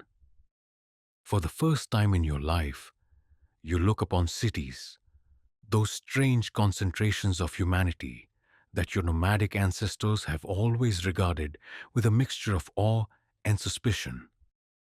The sight of Yinchuan's walls rising from the desert plain fills you with conflicting emotions. The predatory excitement of a hunter sighting valuable prey, and the deeper unease of a creature of the open steppe confronting the very symbol of sedentary civilization. Your two men has been positioned on the eastern flank of the great army that Genghis Khan has assembled for this first test of imperial ambition. From your vantage point on a low ridge, you can see the full magnitude of the force that the great Khan has brought to bear against the Tangut kingdom. Over 100,000 warriors, arrayed in perfect formations across miles of desert terrain, their banners streaming in the dry wind like the war standards of some supernatural host. The sight sends a thrill of pride through your chest. You are part of something that has never existed before in the history of the world. The campaign against the Western Xia serves multiple purposes beyond the obvious goal of conquest and plunder. This is the great Khan's testing ground, the place where his new military system will prove itself against an organized enemy possessed of sophisticated defenses and considerable military experience. The Tangut Kingdom controls the vital Silk Road trading routes that connect China with the West, making it both wealthy and strategically crucial. More importantly, for your immediate concerns, it provides the perfect opportunity to blood new troops and refine tactics before confronting more formidable opponents. Your first taste of siege warfare comes at the city of Wulahai, a fortified trading center whose walls seem impossibly high to eyes. Accustomed to the boundless horizons of the steppe, the Mongol approach to reducing fortified positions combines traditional nomadic mobility with techniques learned from Chinese engineers who have joined the army as advisors and specialists. You watch in fascination as massive siege engines are assembled under the direction of these foreign experts, trebuchets and catapults that can hurl stones and incendiary devices over the highest walls. But the most effective weapon in the Mongol arsenal proves to be psychological rather than mechanical. The army's reputation for utterly destroying cities that resist while sparing those that surrender has preceded your advance, and the mere sight of the vast host arrayed before their walls is often sufficient to convince defenders that accommodation is preferable to annihilation. The process by which entire populations make this calculation, weighing their chances of successful resistance against the certainty of terrible retribution, becomes a fascinating study in the dynamics of power and fear. When Wulahai's gates open and its leaders emerge to offer submission, you witness for the first time the administrative genius that underlies Mongol military success. The occupation of the city is carried out with systematic efficiency that would impress even the most organized of sedentary bureaucracies. Officials are identified and either retained or replaced according to their willingness to serve the new order. Tribute assessments are calculated with mathematical precision. Military age males are evaluated for potential incorporation into Mongol auxiliary units. The entire process demonstrates that conquest for the Mongols is not mere destruction, but transformation, the conversion of enemy resources into imperial assets. Your first real battle comes when the Tangut Field Army attempts to relieve the siege of Lintiao. The enemy force is formidable, perhaps 40,000 seasoned troops including heavy cavalry, infantry formations, and their own contingent of archers. But they are operating according to the conventional wisdom of sedentary warfare while facing an opponent who has transcended such limitations. The engagement that follows provides a perfect demonstration of the tactical principles that will make Mongol armies nearly invincible for the next century. The battle begins before dawn with a carefully orchestrated series of false retreats designed to draw the Tangut forces away from their defensive positions and into terrain of Mongol choosing. You find yourself part of a harassment force assigned to probe the enemy's flanks, testing their reactions while the main body of the army positions itself for the decisive stroke. The sensation of riding toward enemy formations in the pale pre-dawn light, your arrows nocked and ready, your horse's hooves drumming against the hard earth, fills you with an intoxication unlike anything you have ever experienced. The psychological impact of Mongol tactics becomes apparent almost immediately. The enemy commanders, trained in warfare where battle lines remain relatively stable and engagements follow predictable patterns, find themselves constantly off balance as Mongol units appear and disappear like ghosts, striking where they are least expected and vanishing before effective retaliation can be organized. Your own unit participates in these tactics with clockwork precision, galloping within bow range of enemy formations, loosing coordinated volleys of arrows, then wheeling away before the opposing cavalry can respond. The climax of the battle comes when the Tangut army, frustrated by hours of harassment and gradually ground down by the constant rain of arrows, finally commits to a full charge against what appears to be the main Mongol position. This is exactly what the Great Khan's battle plan has been designed to provoke. As the enemy cavalry thunders forward, confident that they have finally forced their elusive opponents to stand and fight, the apparent Mongol position reveals itself to be merely another deception. The real main force strikes from an unexpected direction, hitting the committed Tangut troops in the flank while they are unable to maneuver. Your part in this climactic phase is both terrifying and exhilarating. Charging with your Arban as part of the great cavalry wave that smashes into the enemy's exposed flank, you experience for the first time the reality of close combat on the scale of imperial warfare. The individual duels and small-scale skirmishes of tribal conflict are magnified into a chaos of thousands of men and horses struggling in mortal combat across miles of battlefield. Your training takes over completely. You find yourself shooting, cutting, maneuvering according to patterns drilled into your muscle memory, while your conscious mind struggles to process the overwhelming sensory assault of the battle. The moment when the enemy line breaks and flees is unmistakable. The solid resistance that has absorbed your attacks suddenly crumbles, and what had been an organized army becomes a scattered mob of men concerned only with escape. The pursuit that follows is both a tactical necessity — routed enemies must be prevented from regrouping — and a revelation of the darker aspects of conquest. The systematic destruction of the fleeing Tangut forces demonstrates the Mongol principle that mercy shown to active enemies is cruelty to one's own comrades. But witnessing this principle in action requires a hardening of heart that marks another stage in your transformation from tribal warrior to imperial soldier.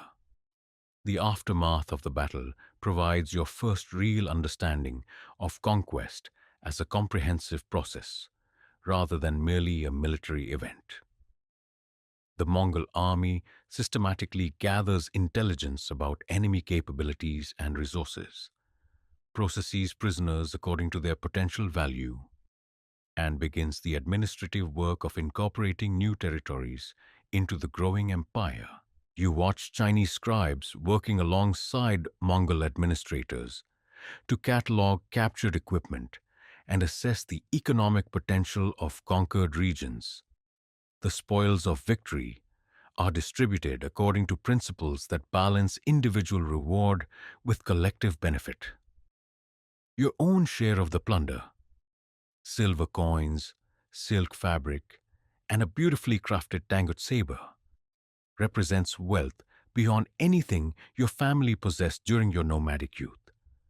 But more importantly, it symbolizes your participation in something far greater than mere raiding.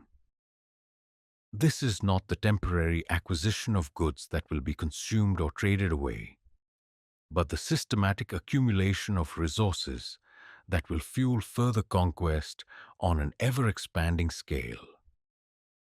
The siege techniques you observe during the reduction of fortified Tangut cities revolutionize your understanding of warfare itself. The patient construction of earthworks, the positioning of siege engines, the coordination of assault columns, all represent a form of military art fundamentally different from the fluid cavalry actions that define steppe warfare. Yet you begin to see how these methods complement rather than replace traditional Mongol tactics, providing the tools necessary to reduce the strong points where enemy populations and resources take shelter. Your first direct participation in a city assault comes at Liangzhou, where initial negotiations have failed and the defenders have chosen to test Mongol resolve through armed resistance.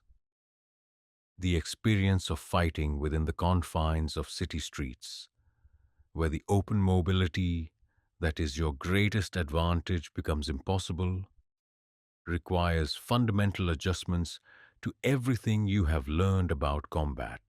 Here, individual skill with sword and mace becomes more important than archery, and the ability to fight effectively in confined spaces where horses cannot maneuver proves essential. The urban environment presents challenges that no amount of steppe experience could have prepared you for. The narrow streets channel movement into predictable patterns, creating opportunities for ambush, but also limiting escape routes. The multi-story buildings provide elevated positions for enemy archers while creating blind spots where attackers can approach undetected. The civilian population, caught between contending armies, adds an element of moral complexity absent from the clean confrontations of nomadic warfare. Yet the Mongol army adapts to these challenges with characteristic flexibility and speed. Specialized assault teams, equipped with shields and close combat weapons, lead the advance through the city's narrow passages, while mounted archers provide covering fire from whatever open spaces can be found.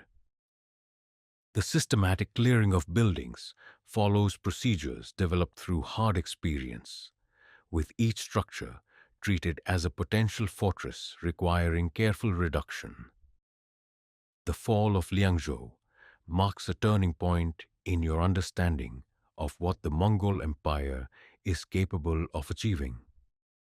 The speed with which a sophisticated city defense is overcome, the efficiency with which its resources are catalogued and absorbed, the seamless transition from military conquest to administrative control, all demonstrate capabilities that transcend anything previously seen in the nomadic world.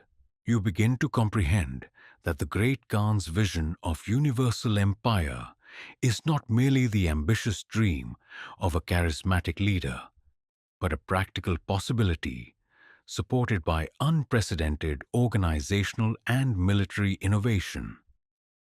The treatment of conquered populations provides your first exposure to the complex moral equations that govern imperial expansion.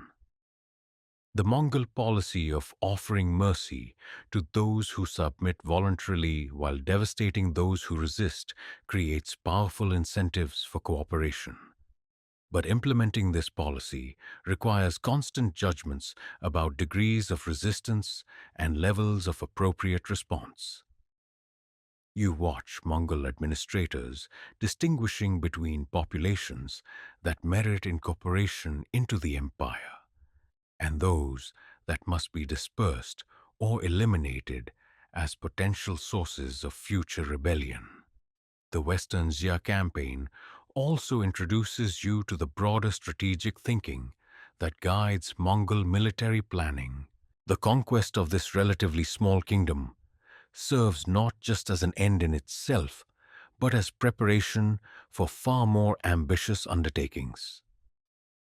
The routes of advance, the diplomatic relationships established with neighboring powers, the intelligence gathered about distant enemies, all are planned with an eye toward future campaigns that will dwarf the current operation in scale and significance.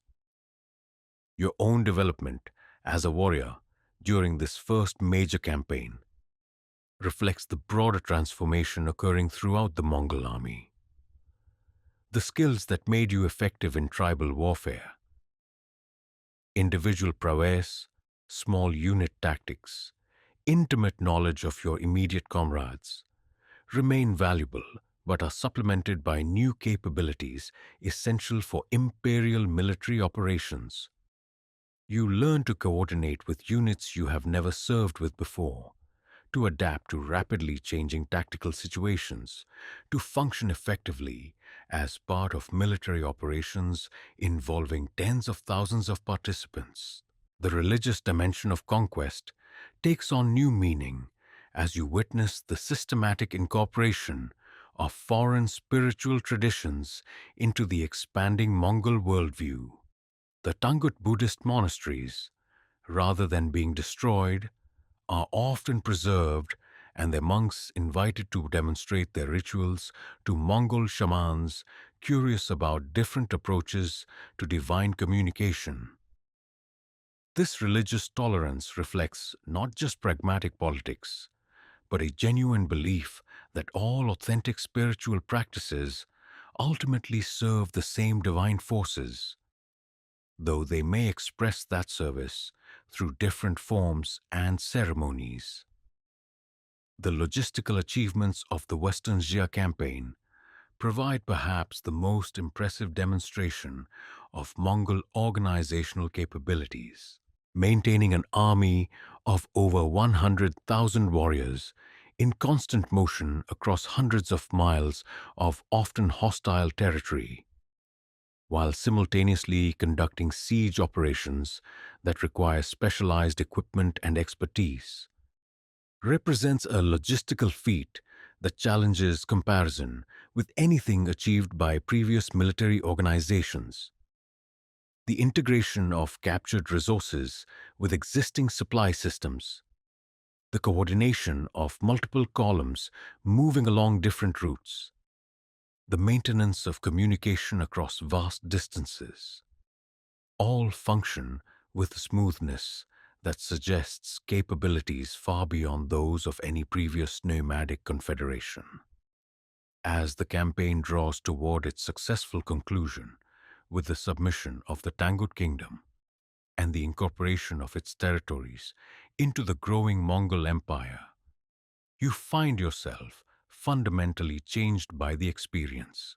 The nervous young warrior who first looked upon enemy cities with uncertainty has been replaced by a seasoned veteran, confident in his ability to overcome any military challenge. More importantly, you have gained your first real understanding of what it means to be part of a force capable of reshaping the world according to its will. The grassland that witnessed your birth and shaped your youth remains the spiritual center of your identity.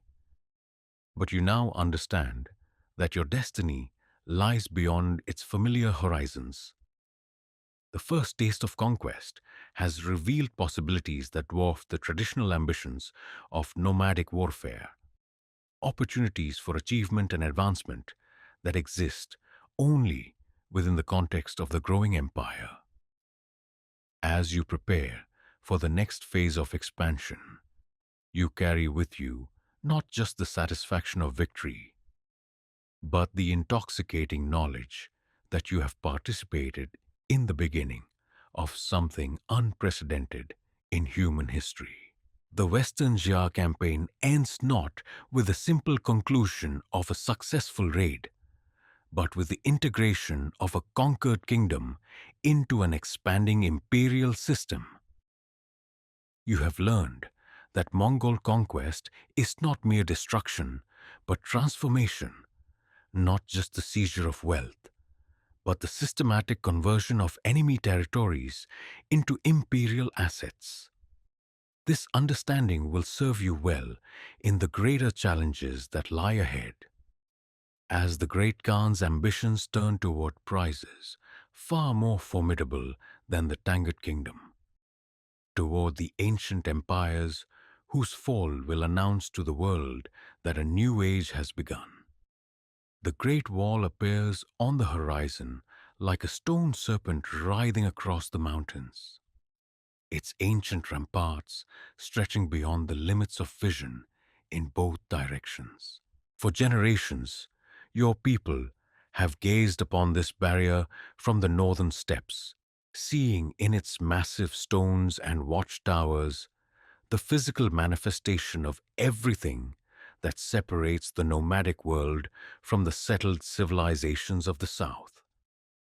Today, as you ride with the advanced scouts of Genghis Khan's army, that wall no longer represents an insurmountable obstacle, but merely another challenge to be overcome in the inevitable march of Mongol conquest.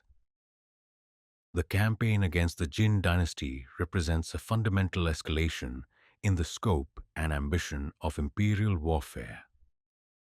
Where the Western Jia provided valuable experience in siege techniques and urban combat, the Middle Kingdom offers challenges of an entirely different magnitude. This is one of the world's oldest and most sophisticated civilizations, protected by military forces that number in the hundreds of thousands and fortifications that have been refined through centuries of warfare. The very audacity of attacking such a target would have been inconceivable to previous generations of steppe warriors. Yet here you stand, part of an army that approaches this legendary empire with confident expectation of victory. The psychological preparation for this campaign has been as important as the military preparations. The Jin dynasty rules over territories that seem almost mythical to nomadic minds. Vast agricultural regions supporting populations that dwarf the entire Mongol Confederation. Cities whose wealth and sophistication surpass anything in the known world. Technological achievements that border on the supernatural. The shamans have worked tirelessly to convince the army that these apparent advantages are merely illusions, that the divine mandate that drives Mongol expansion is more powerful than any earthly force the enemy can marshal. Your first glimpse of Chinese military organization comes during the preliminary skirmishes that precede the main assault. The enemy forces you encounter represent a military tradition fundamentally different from anything you have faced before, where nomadic warfare emphasizes mobility and individual skill. Chinese tactics rely on disciplined formations, sophisticated coordination between different types of units, and technological advantages that include weapons and techniques unknown to the steppe. The crossbows that rain bolts with mechanical precision, the explosive devices that create thunder without lightning, the elaborate siege engines that can reduce walls from seemingly impossible distances, all speak to a level of military sophistication that demands new approaches to combat. Yet these initial encounters also reveal crucial weaknesses in the Chinese system. The very technological sophistication that makes their military so formidable also makes it inflexible, dependent on complex supply chains and specialized personnel that cannot be easily replaced. Their tactical doctrine, evolved through centuries of warfare against similar enemies, proves poorly adapted to the fluid, unpredictable style of Mongol operations. Most importantly, their strategic thinking remains bound by conventional assumptions about what is and is not possible in military affairs, assumptions that Mongol innovation systematically violates. The siege of Zhongdu, the Jin capital, provides your most comprehensive education in the realities of warfare against a great civilization. The city that sprawls before the Mongol army is larger than anything you could have imagined. A concentration of humanity so vast that its population exceeds that of entire nomadic confederations. The walls that protect this metropolis represent the culmination of Chinese defensive architecture, incorporating lessons learned from centuries of siege warfare and enhanced with the latest innovations in military engineering. The Mongol approach to reducing such a formidable target demonstrates the systematic nature of imperial military planning. Rather than attempting immediate assault against the city's strongest points, the army begins with a comprehensive campaign to isolate Zhongdu from outside assistance and systematically reduce the network of smaller fortifications that support its defense. This process requires months of patient effort, involving not just military operations, but diplomatic initiatives designed to detach potential allies from the Jin cause and engineering projects that rival any undertaken in Chinese history. Your own role in these operations alternates between the familiar demands of cavalry warfare and the novel challenges of siegecraft. One day finds you participating in raids against Chinese supply convoys, attempting to reach the besieged capital. Using traditional Mongol tactics of mobility and archery to devastating effect against enemies constrained to move along predictable routes. The next day sees you working alongside Chinese engineers who have joined the Mongol cause, learning to operate siege engines and construct the earthworks necessary for systematic assault against fortified positions. The technical education you receive during this campaign transforms your understanding of what warfare can achieve.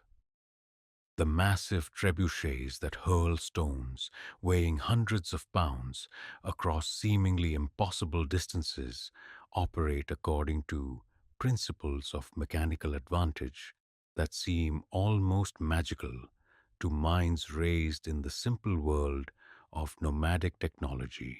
The explosive devices that Chinese specialists prepare for use against enemy fortifications demonstrate the awesome power that can be released through careful manipulation of chemical reactions. Most impressively, the systematic approach to siege operations reveals how patient engineering work can overcome defensive advantages that appear insurmountable to direct assault. But the greatest lessons of the Zhongdu campaign concern the integration of diverse military capabilities into coherent operational plans. The Mongol army that conducts this siege represents an unprecedented fusion of nomadic mobility with settled technological sophistication. Chinese siege engineers work alongside Korean archery specialists and Khitan cavalry commanders, all coordinated by Mongol strategic planning that emphasizes speed, flexibility, and the systematic exploitation of enemy weaknesses. This cosmopolitan approach to military organization creates capabilities that exceed anything achievable by any single military tradition. The civilian dimension of siege warfare introduces moral complexities absent from the clean confrontations of nomadic combat. The gradual starvation of Zhongdu's population, the systematic destruction of the economic infrastructure that supports Chinese civilization, the difficult decisions about which elements of captured territory to preserve and which to eliminate, all require judgments that go far beyond the tactical considerations that defined your earlier military experience. You begin to understand that imperial conquest involves not just defeating enemy armies, but determining the fate of entire populations and cultures. The intelligence gathering operations that support the Zhongdu siege provide your first exposure to the sophisticated espionage networks that enable Mongol strategic planning. Chinese merchants who have thrown in their lot with the conquerors provide detailed information about enemy capabilities and dispositions. Captured officials offered opportunities to preserve their positions by cooperating with the new order, reveal the internal weaknesses and factional divisions that can be exploited to accelerate conquest. Korean and Khitan auxiliaries, drawn from populations with their own grievances against Jin rule, serve as guides and interpreters who make effective operations possible in unfamiliar territory.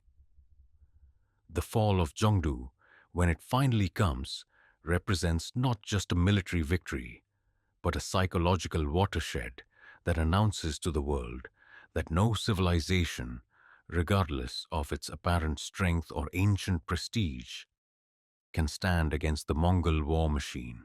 The systematic looting of the city's treasures, the careful preservation of useful technologies and skilled personnel, the methodical destruction of elements deemed threatening to Mongol rule, all demonstrate the comprehensive nature of imperial conquest.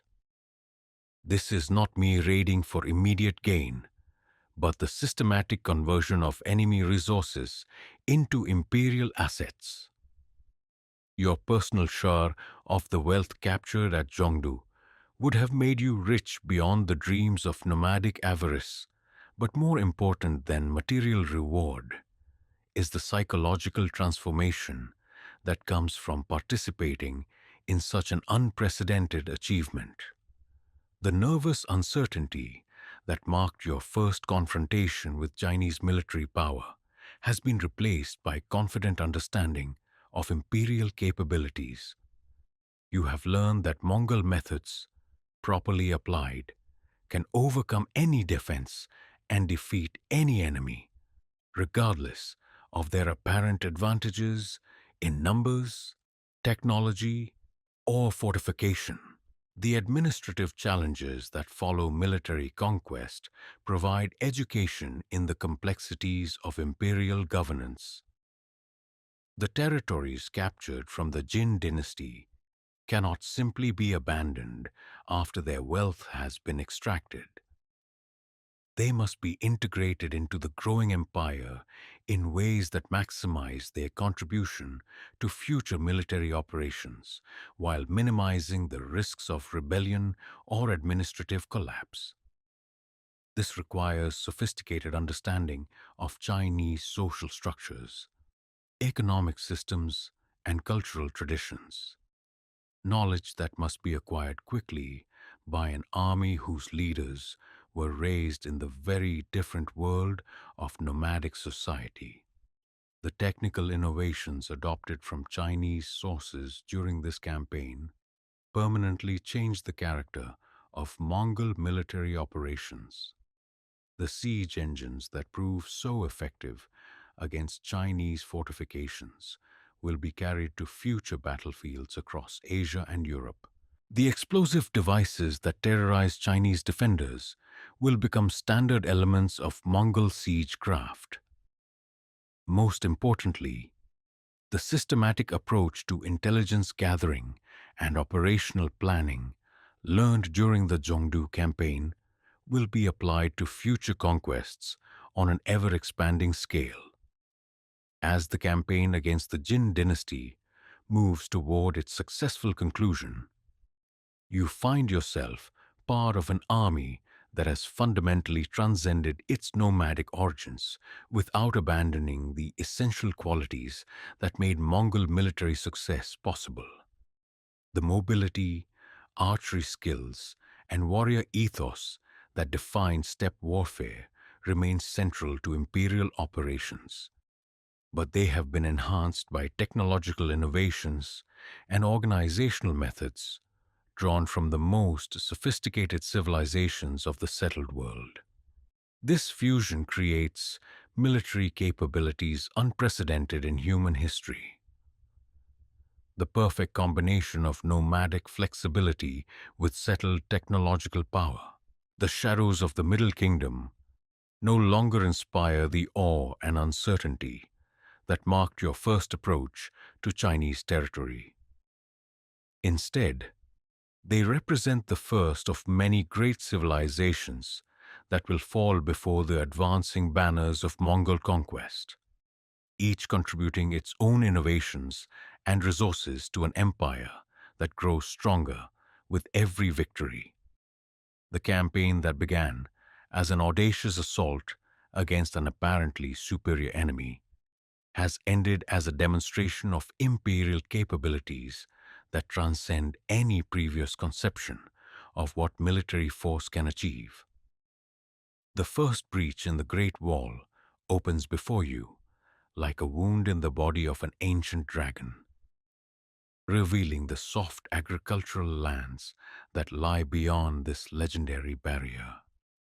As you ride through the gap that Mongol engineers have torn in stones laid down by emperors dead for centuries, you feel the weight of history shifting beneath your horse's hooves. This moment represents more than mere military success. It is the symbolic overthrow of an entire worldview, the demonstration that no human construction, regardless of its scale or sacred significance, can stand against the will of the eternal blue sky. The landscape that spreads before the advancing Mongol army represents everything that nomadic peoples have traditionally scorned and feared. Where the steppe offers the honest simplicity of grass and sky, these Chinese territories present a complexity that seems almost unnatural.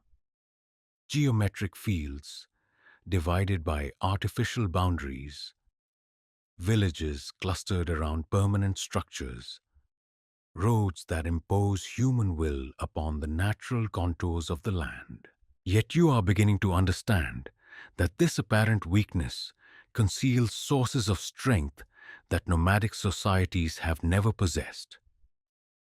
the accumulated wealth of agricultural surplus, the technological innovations possible only in settled communities, the population densities that make massive military forces feasible. Your first encounter with a Chinese farming village provides education in the realities of conquest beyond the immediate concerns of battle and siege. The peasants who emerged to surrender their community to Mongol authority represent a form of human existence so different from your own that initial communication proves nearly impossible. Their lives are bound to the soil in ways that seem incomprehensible to minds shaped by nomadic freedom. Yet their agricultural skills produce the food surpluses that support Chinese military resistance.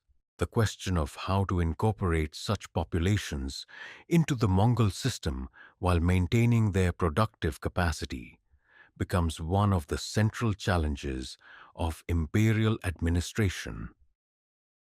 The technological marvels you encounter in Chinese territory gradually transform your understanding of what human ingenuity can accomplish. The irrigation systems that bring water to distant fields demonstrate engineering capabilities that dwarf any nomadic achievement.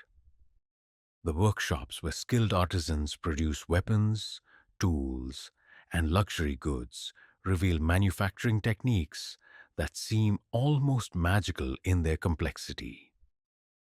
Most impressive of all are the written records that Chinese administrators use to manage their territories, systems of information storage and retrieval that enable governance on scales impossible without such organizational tools. Yet these same innovations also reveal the vulnerabilities that make Chinese civilization susceptible to nomadic conquest. The very complexity that creates Chinese technological advantages also creates dependencies that can be systematically exploited. The irrigation systems that make agriculture possible can be destroyed or diverted to deny resources to enemy forces. The workshops that produce sophisticated goods require raw materials and skilled workers that can be captured or relocated. The written records that enable administrative efficiency can be seized and their information used to accelerate conquest and occupation. Your education in siege warfare advances rapidly as the Mongol army encounters the network of fortified cities that protect the Chinese agricultural heartland. Each siege presents new challenges and opportunities for innovation as Chinese defensive techniques evolve in response to Mongol assault methods, while Mongol engineers develop countermeasures for each new obstacle they encounter. The systematic approach to reducing fortifications that you learned during the Zhongdu campaign is refined and perfected through repeated application against targets of varying size and sophistication. The siege of Kaifeng provides perhaps the most comprehensive demonstration of evolved Mongol siegecraft. The city's defenses represent the pinnacle of Chinese military engineering, incorporating every lesson learned from previous encounters with nomadic forces. Multiple walls, elaborate gatehouses, carefully positioned artillery platforms, and sophisticated communication systems create a defensive complex that seems impregnable to direct assault. Yet the Mongol response demonstrates capabilities that transcend traditional siege techniques, combining patient engineering work with innovative tactical approaches that systematically neutralize each defensive advantage. The bombardment that opens the Kaifeng siege introduces you to the terrible beauty of warfare, conducted with unprecedented technological sophistication. The massive siege engines that hurl stones and explosive devices against the city's walls operate with mechanical precision that transforms destruction into a form of art. The coordinated artillery barrages that strip away defensive positions layer by layer demonstrate the power that can be achieved through systematic application of overwhelming force. Most dramatically, the explosive devices that blast gaps in seemingly impregnable fortifications reveal the awesome potential of chemical warfare when properly employed. But the true education provided by these urban sieges concerns the human dimension of conquest on imperial scales. The civilian populations trapped within besieged cities face choices that have no equivalent in nomadic experience.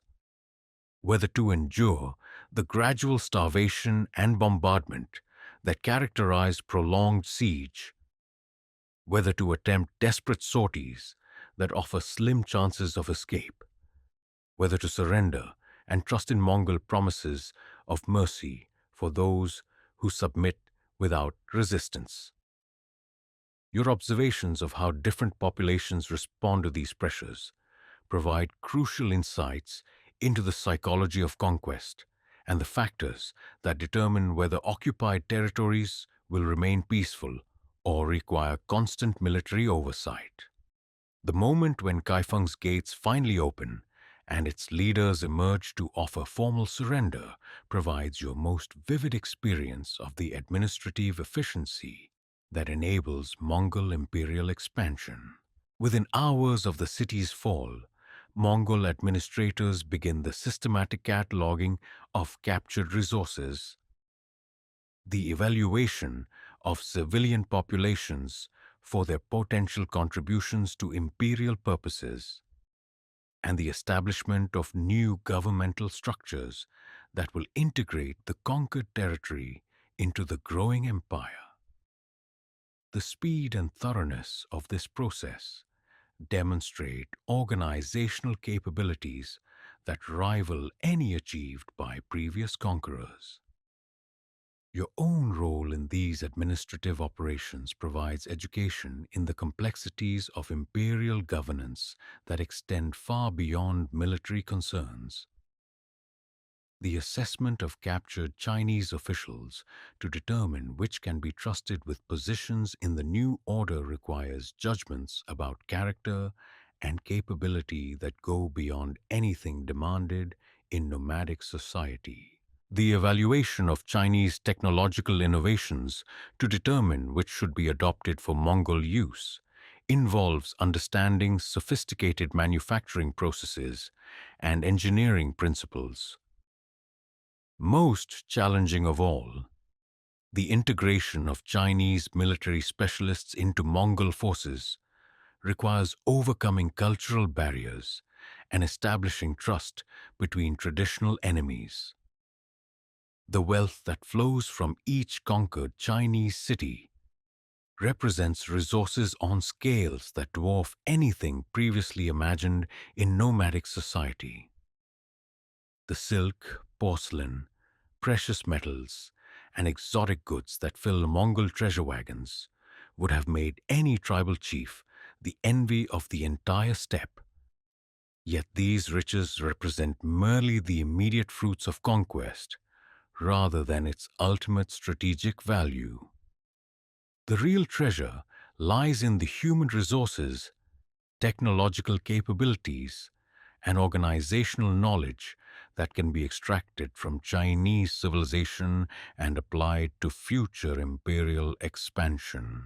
The treatment of Chinese intellectual and religious traditions provides your first exposure to the sophisticated cultural policies that enable Mongol imperial administration, rather than simply destroying institutions that differ from nomadic traditions. Mongol administrators seek to understand and selectively adopt elements that can strengthen imperial capabilities.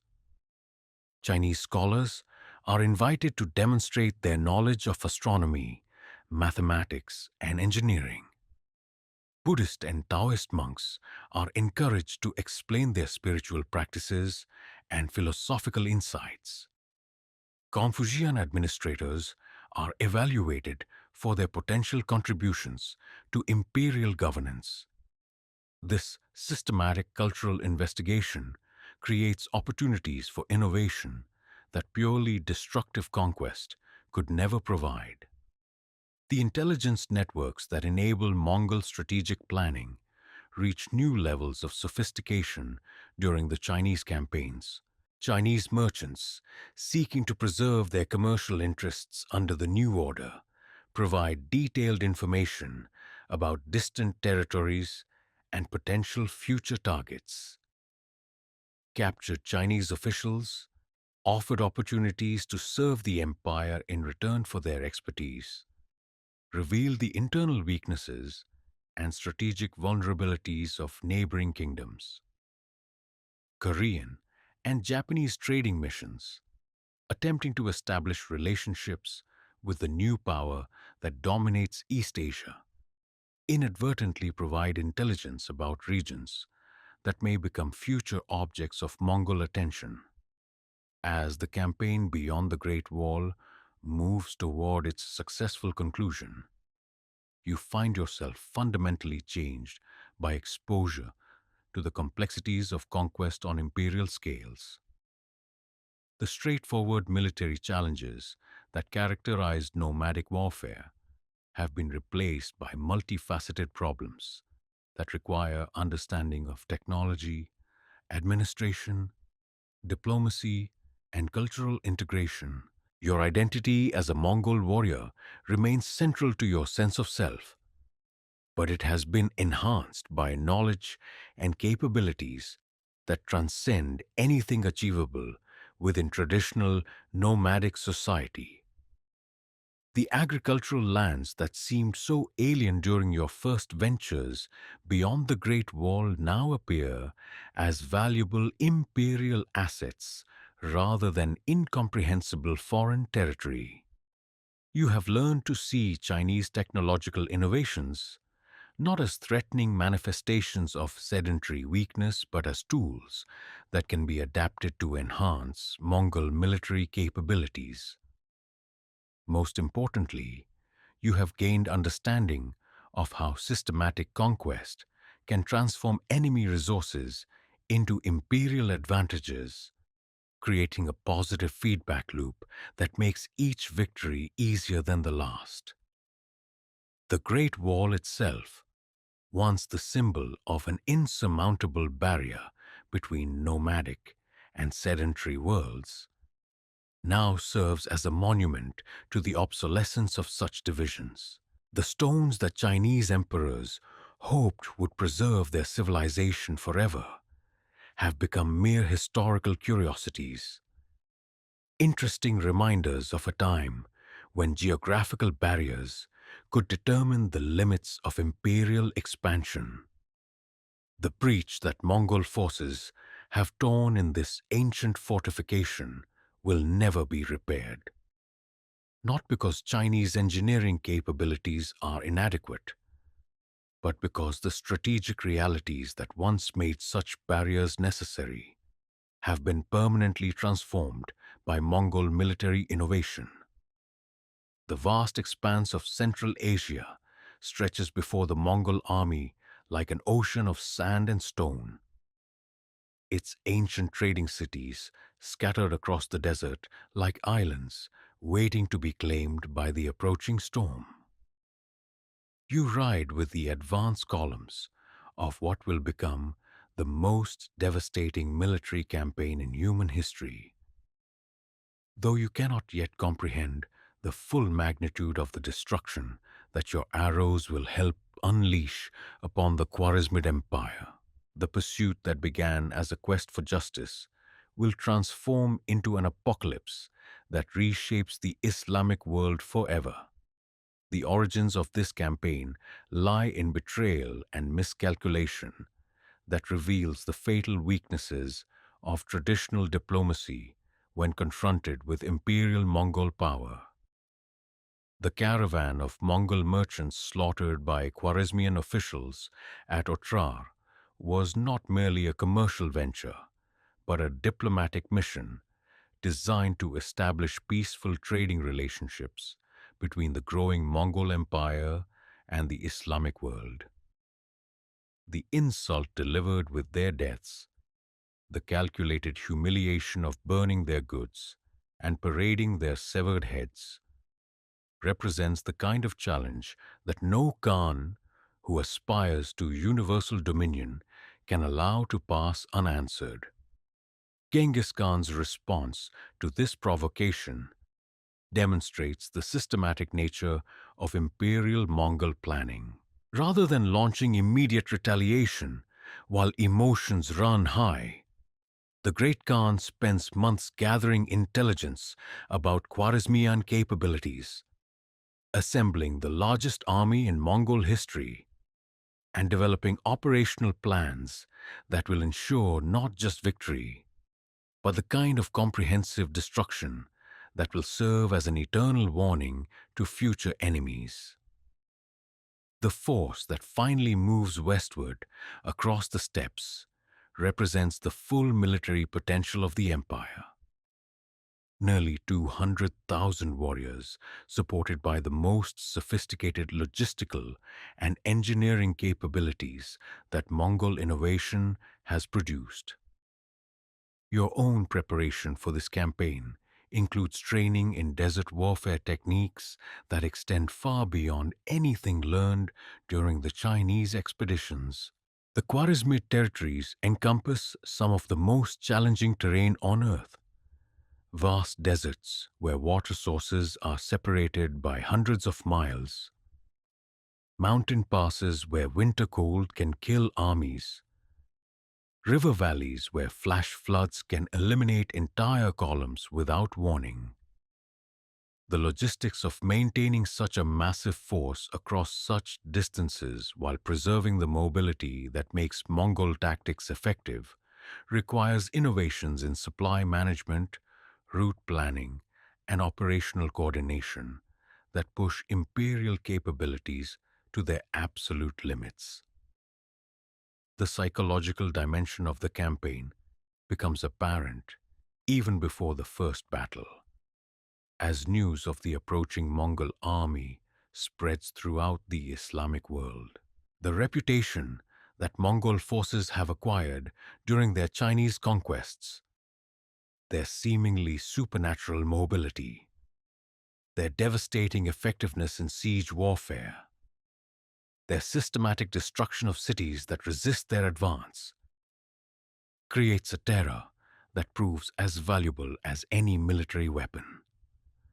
Cities begin surrendering before Mongol forces come within sight of their walls, while enemy armies fragment as soldiers desert rather than face the legendary ferocity of steppe warriors. The siege of Otrar, the city where the original insult was delivered, provides your first taste of warfare, conducted with the explicit goal of creating terror rather than merely achieving military objectives. The city's defenses are formidable.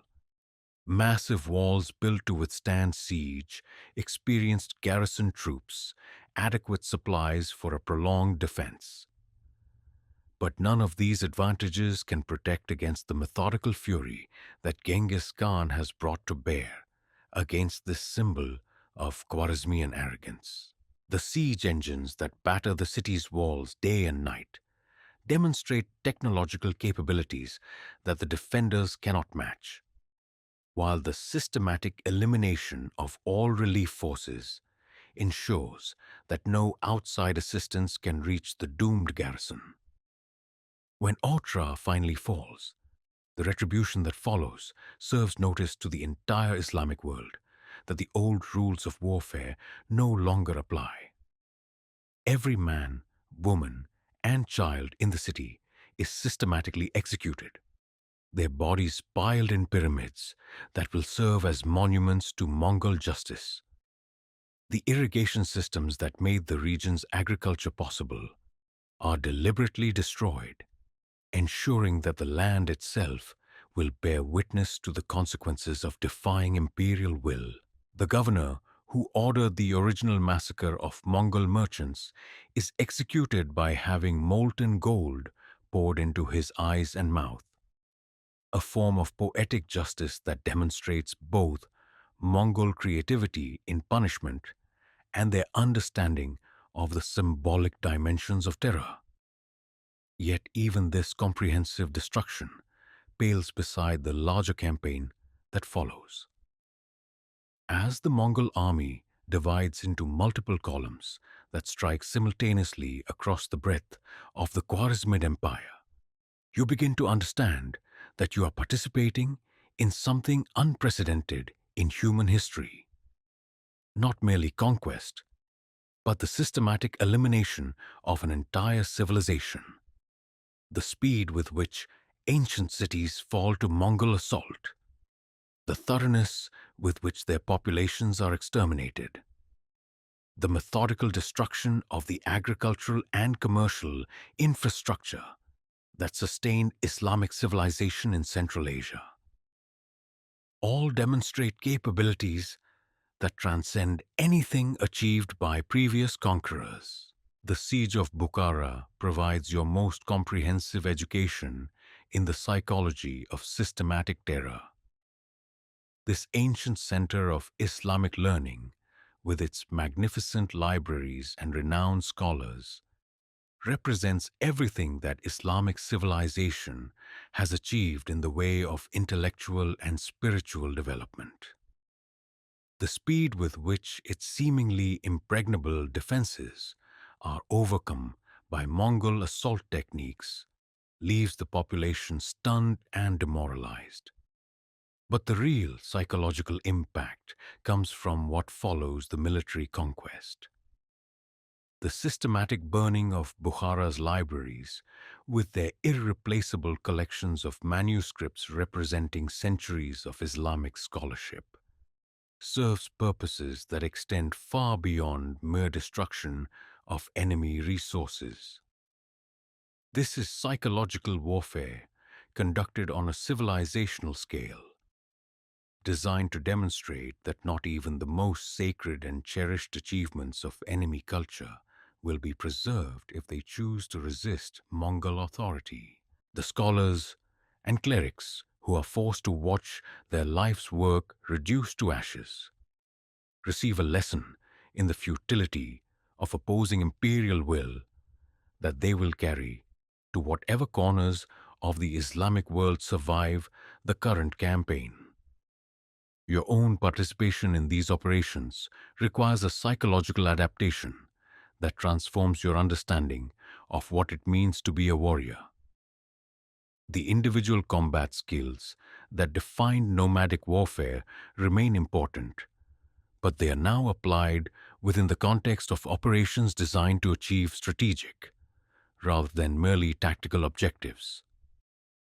Every arrow you shoot, every enemy you kill, every act of destruction you participate in serves larger purposes that extend far beyond immediate military necessity to encompass the systematic reconstruction of the political and psychological landscape of the entire known world.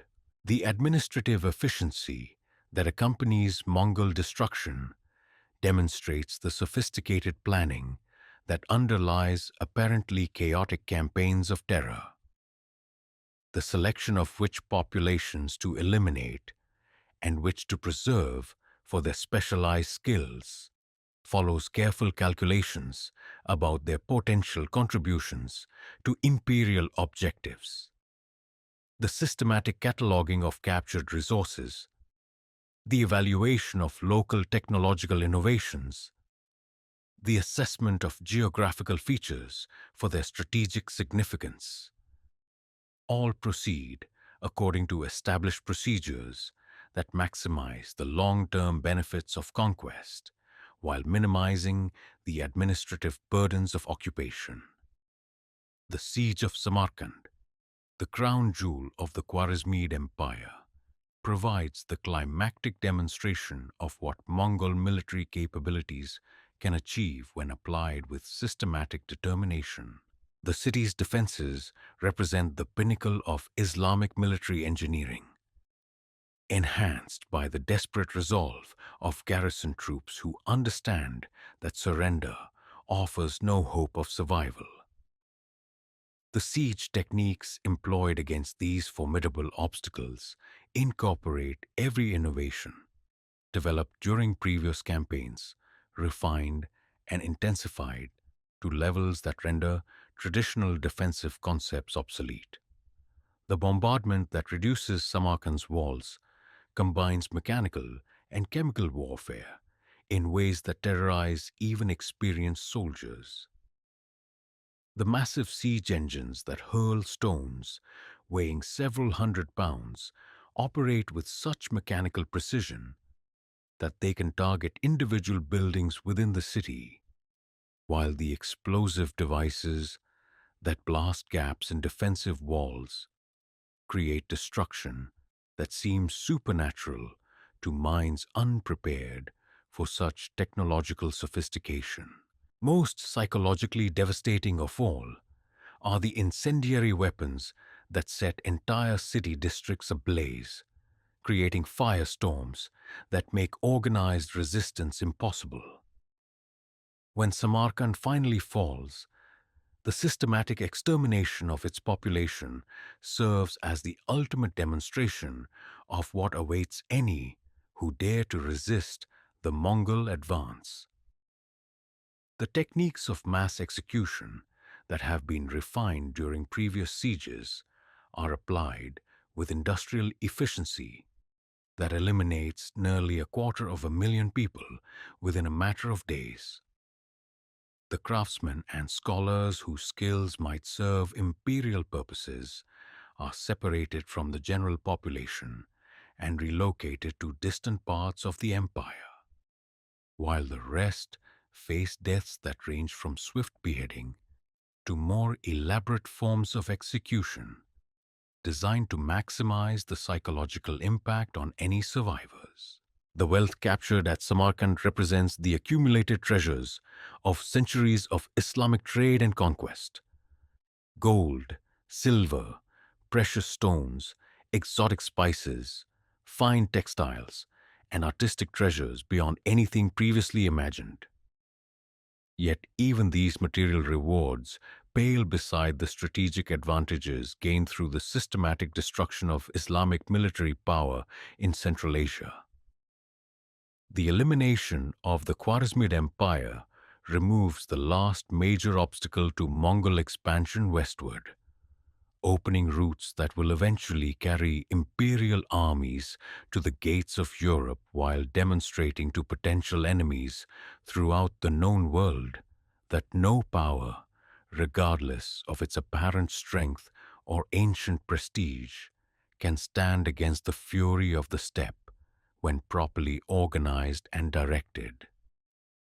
The intelligence gathered during the Khwarezmian campaign provides the foundation for future expansion on scales that dwarf even these unprecedented operations. Information extracted from captured administrators reveals the internal weaknesses of neighboring kingdoms, while interrogated merchants provide detailed knowledge of distant territories that may become future objects of Mongol attention.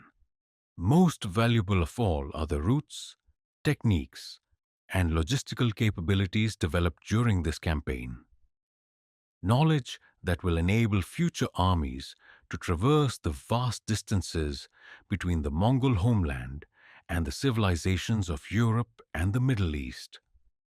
As the Khwarezmian storm draws toward its devastating conclusion, you find yourself transformed yet again by exposure to warfare conducted on scales that challenge human comprehension. The systematic nature of the destruction you have witnessed and participated in transcends anything that could be justified by purely military necessity, representing instead a deliberate effort to reshape the psychological and political landscape of the entire Islamic world. You have learned that Mongol imperial power extends beyond mere conquest to encompass the ability to eliminate entire civilizations when they prove incompatible with imperial objectives. The deserts of Central Asia that once supported thriving cities and sophisticated cultures now bear only the scattered ruins and bleached bones that mark the passage of the Mongol storm. The irrigation systems that made agriculture possible have been systematically destroyed, ensuring that these regions will remain depopulated for generations to come. The survivors, scattered to distant corners of the Islamic world, carry with them stories of destruction so comprehensive that they seem mythical rather than historical. Yet these stories serve the vital imperial purpose of ensuring that future enemies understand exactly what awaits those who choose to oppose rather than submit to Mongol authority. The earth beneath Samarkand's walls has drunk so deeply of blood that the very soil seems stained crimson, while the treasure wagons that carry the city's wealth back toward Mongolia groan under loads of gold and silver that represent the accumulated prosperity of centuries. As you stand amid the smoldering ruins of what was once the jewel of the Islamic world, you struggle to comprehend the magnitude of what you have witnessed and participated in. Destruction so complete that future generations will debate whether the great cities of Central Asia ever truly existed or were merely legends told by storytellers. The systematic nature of the slaughter that followed Samarkand's fall transcends anything that could be justified by military necessity or even the harsh justice of nomadic law. Every person found within the city walls, man, woman, child, infant, has been executed according to procedures refined through months of practice at smaller cities. The efficiency of these mass killings represents a form of administrative precision applied to the business of death, with different execution squads specializing in different techniques to maximize speed while ensuring that the psychological impact on any witnesses remains as devastating as possible. Your own role in these operations has required psychological adaptations that fundamentally alter your understanding of what it means to be a warrior. The individual combat that defined nomadic warfare has been replaced by participation in systematic killing that serves strategic rather than personal purposes.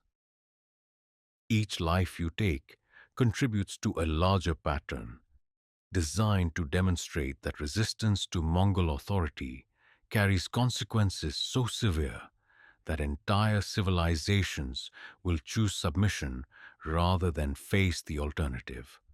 The weight of this knowledge settles upon your soul like a cloak that can never be removed. Yet even as you struggle with the moral implications of such comprehensive destruction, you cannot deny the strategic effectiveness of terror employed on this scale. The news of Samarkand's fate, carried by the few survivors deliberately spared to serve as witnesses, spreads throughout the Islamic world with a speed that rivals the Mongol armies themselves. Cities hundreds of miles from any Mongol force begin sending embassies offering immediate surrender, while enemy armies disintegrate as soldiers desert rather than face opponents capable of such systematic destruction. The investment in terror made at Samarkand pays dividends in the form of bloodless conquests that would otherwise have required months of siege warfare and thousands of Mongol casualties. The treasure collected from the fallen city represents wealth on scales that dwarf the combined resources of entire nomadic confederations.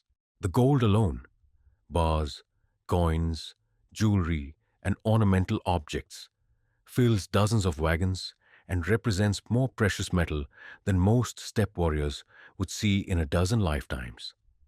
The silver is even more abundant, while the precious stones, rare spices, fine textiles, and artistic treasures create a caravan of wealth that stretches for miles across the Central Asian landscape.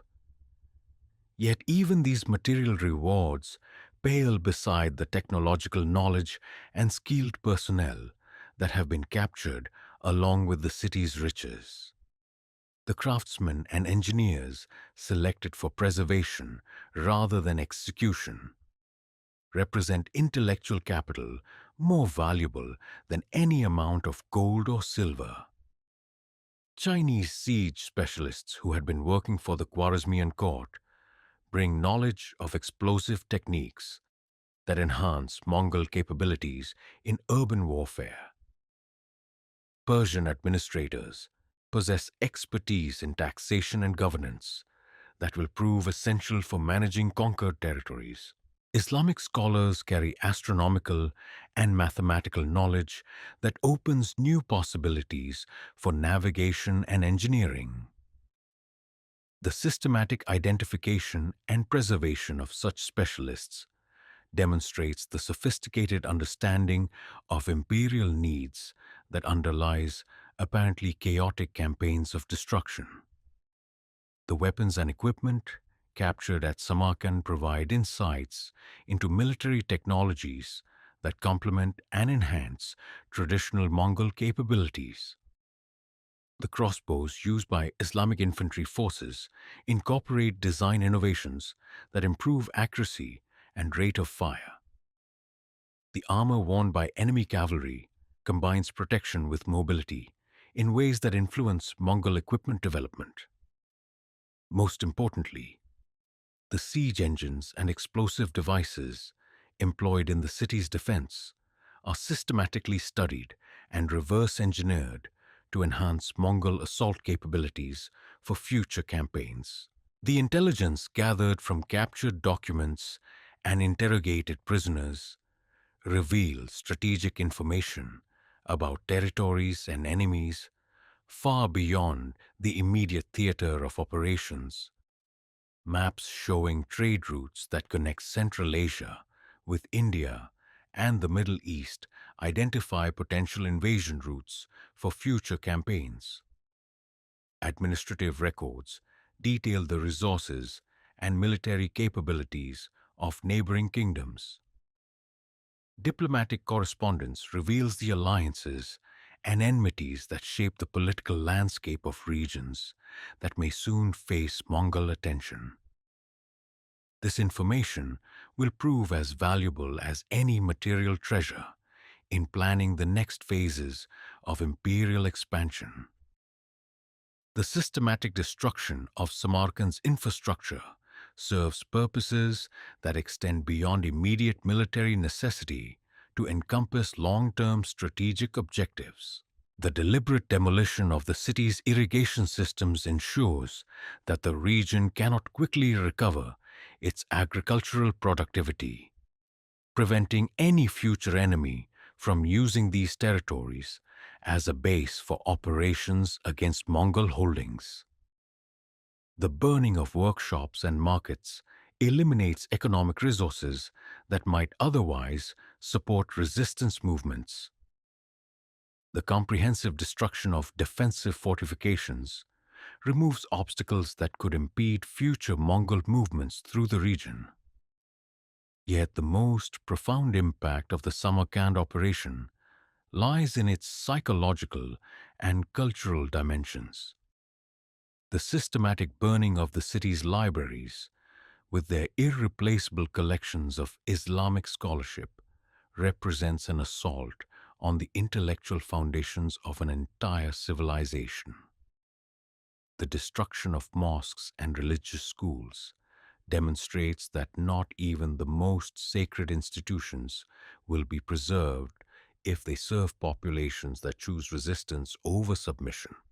The elimination of entire bloodlines ensures that no future claimants to local authority can challenge Mongol rule based on traditional legitimacy.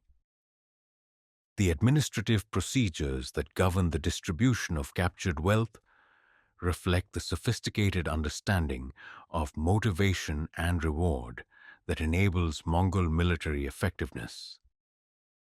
Individual warriors receive shares calculated according to their rank and performance during the siege, while exceptional acts of courage or innovation are rewarded with bonuses that can transform a common soldier's economic circumstances permanently. The largest portions are reserved for future military operations, ensuring that each successful campaign generates the resources necessary for even more ambitious undertakings. The technical innovations developed during the Samarkand siege are immediately incorporated into standard Mongol procedures for future operations. The improved explosive devices that proved so effective against the city's walls are mass-produced by captured specialists for use in subsequent campaigns. The enhanced siege techniques that accelerated the reduction of defensive positions are documented and disseminated throughout the army. Most importantly, the psychological warfare methods that proved so devastating to enemy morale are refined and systematized for application in future theaters of operation. The logistical achievements that enable the systematic processing of such vast quantities of wealth and prisoners demonstrate organizational capabilities that rival any bureaucracy in the settled world. The treasure trains that carry captured gold and silver back toward Mongolia operate according to security procedures that prevent theft while maximizing transport efficiency. The relocation of selected craftsmen and scholars to distant parts of the empire follows protocols that ensure their skills are preserved while preventing any possibility of organized resistance.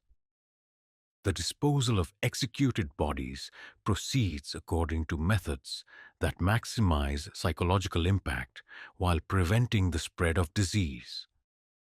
The moral complexity of participating in such systematic destruction weighs heavily upon warriors whose traditional codes of honor emphasized courage, loyalty, and respect for worthy enemies.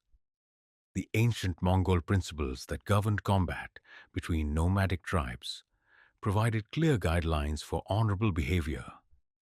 But these principles offer little guidance for participation in operations designed to eliminate entire populations. You find yourself struggling to reconcile your identity as a warrior of the steppe with your role as an instrument of imperial policy that transcends any previous conception of military necessity. Yet even as you grapple with these moral dilemmas, you cannot escape the understanding that such methods serve strategic purposes that justify their application. The terror created by comprehensive destruction at Samarkand will save countless Mongol lives by convincing future enemies that resistance is futile. The wealth captured through systematic looting will fund military operations that extend Mongol power to regions previously beyond nomadic reach. The knowledge gained through interrogation and document analysis will enable conquests that would otherwise require years of preparation and reconnaissance. The cultural implications of the Samarkand operation extend far beyond its immediate military and economic consequences.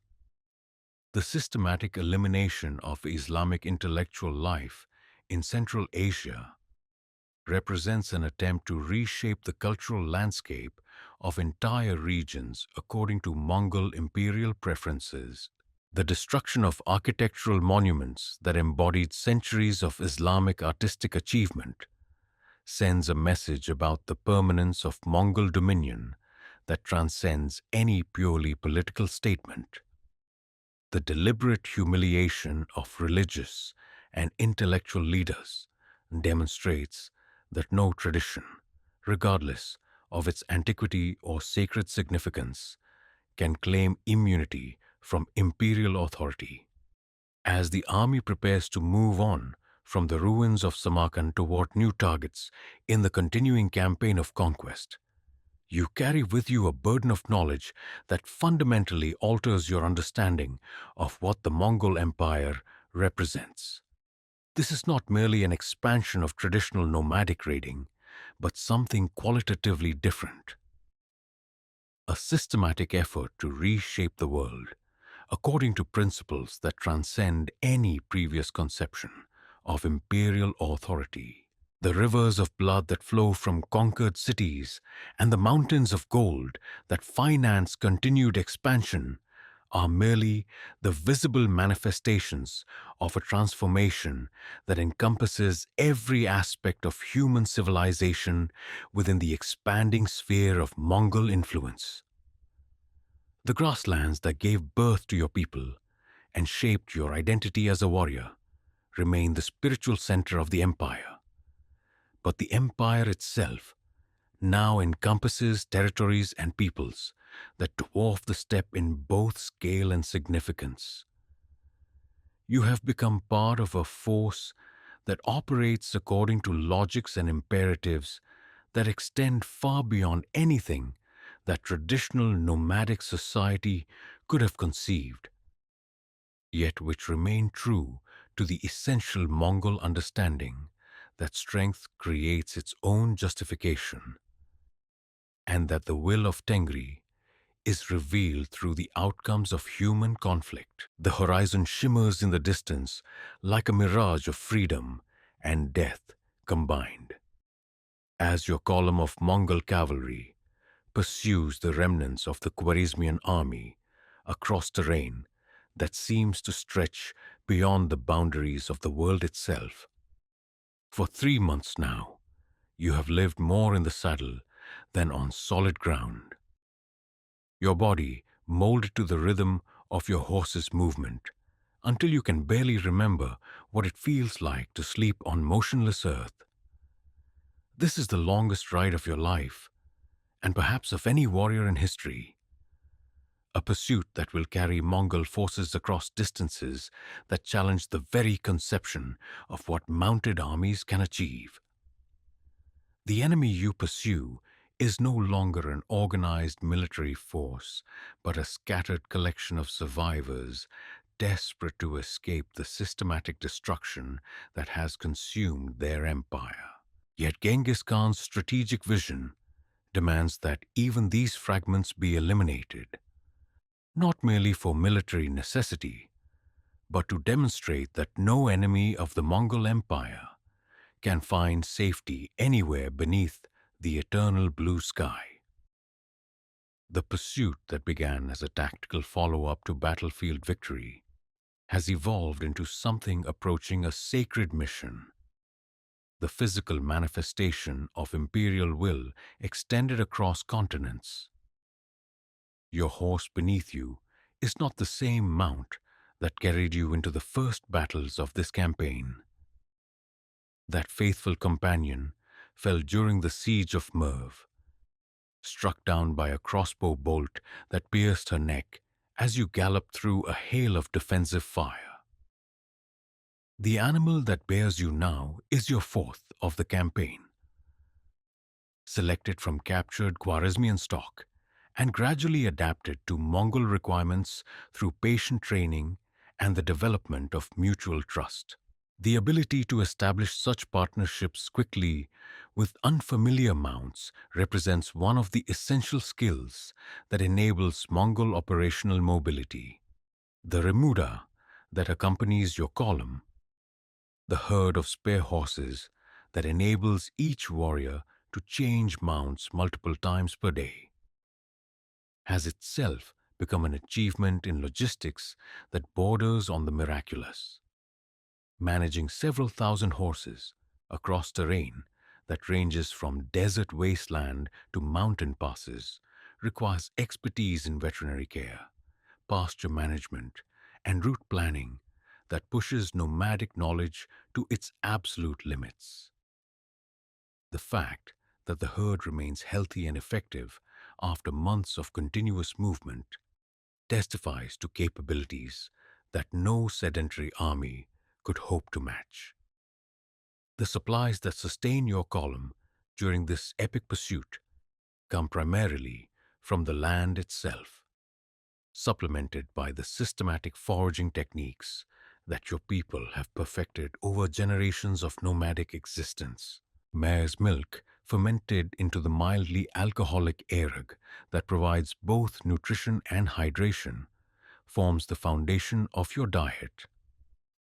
Dried meat, prepared according to ancient recipes that preserve protein for months without spoilage, provides concentrated nourishment that can sustain warrior and horse alike during periods when fresh food is unavailable. When circumstances permit, hunting supplements these basic rations with fresh game that adds variety and additional nutrition to the campaign diet. Yet even the hardiest nomadic constitution faces challenges during a pursuit of such unprecedented duration and intensity. The constant exposure to wind and weather gradually wears down physical resilience, while the psychological stress of maintaining combat readiness for months without respite tests mental endurance in ways that normal campaign life never demands.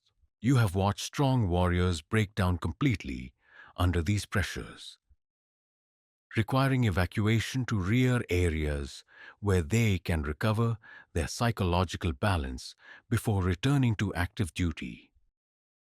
The navigation challenges posed by this extended pursuit require skills that transcend anything learned during normal nomadic migrations. The terrain you traverse encompasses landscapes so varied that each presents unique obstacles and opportunities. Desert crossings, where water sources are separated by hundreds of miles, demand careful route planning and the ability to recognize subtle signs that indicate the presence of hidden springs or oases. Mountain passages where sudden weather changes can trap entire columns, require intimate knowledge of altitude effects and the ability to read atmospheric conditions with supernatural accuracy. The most difficult terrain proves to be the salt marshes north of the Caspian Sea, where the pursuit finally corners significant remnants of the enemy army. Here, the very ground beneath your horse's hooves seems to shift and dissolve, creating conditions where normal cavalry operations become nearly impossible. The techniques required to maintain mobility in such treacherous country push both human and equine capabilities to their absolute limits, demanding innovations in tactics and equipment that are developed through trial and error under combat conditions. The battle that finally ends the pursuit takes place on terrain so unsuitable for traditional cavalry operations that both sides are forced to adapt their methods completely. The salt marsh provides uncertain footing that makes cavalry charges impossible, while the scattered islands of solid ground create a battlefield divided into dozens of small engagements, rather than a single coordinated action.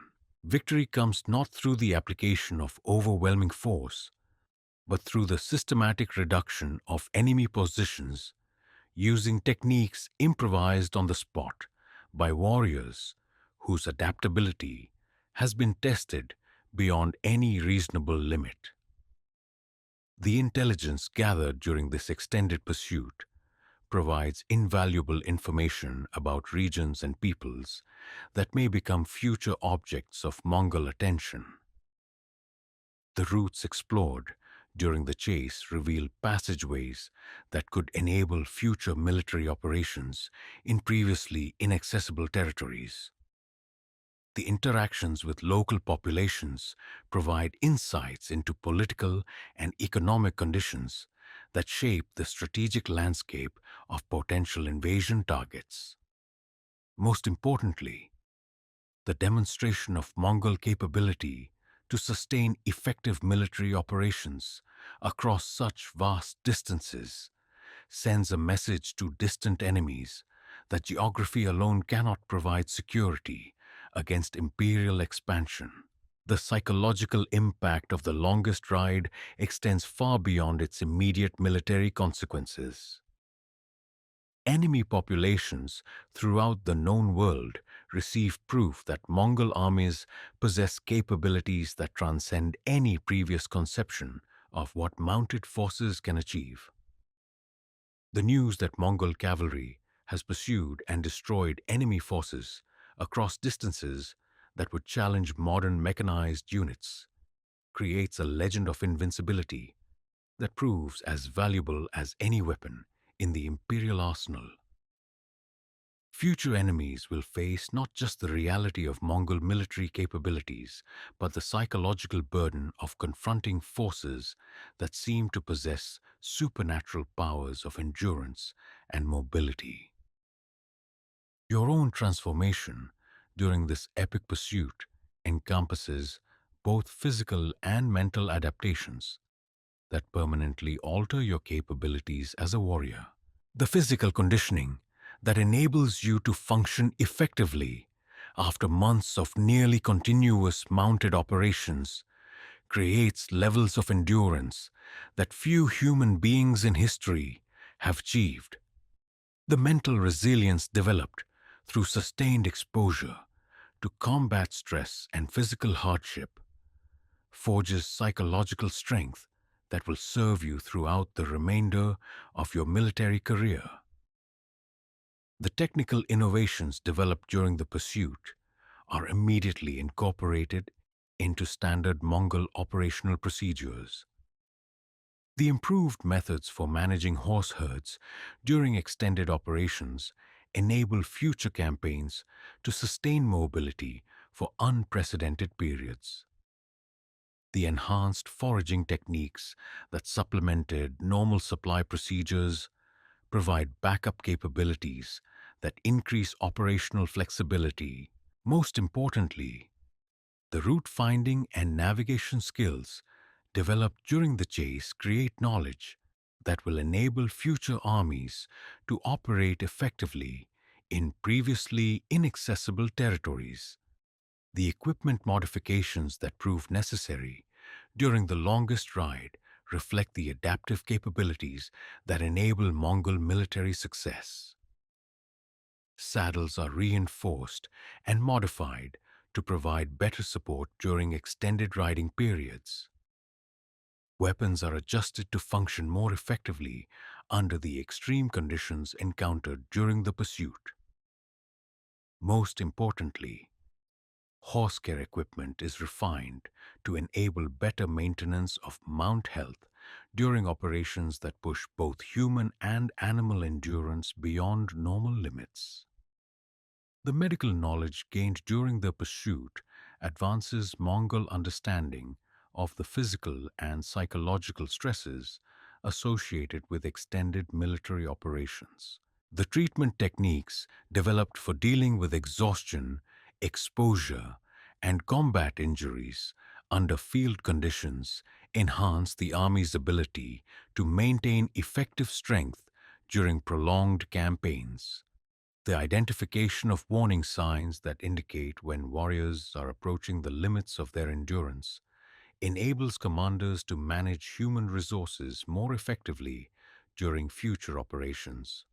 As the longest ride finally draws to its successful conclusion, with the elimination of the last organized Khwarezmian resistance, you find yourself forever changed by an experience that has tested every aspect of your capabilities as a warrior and as a human being.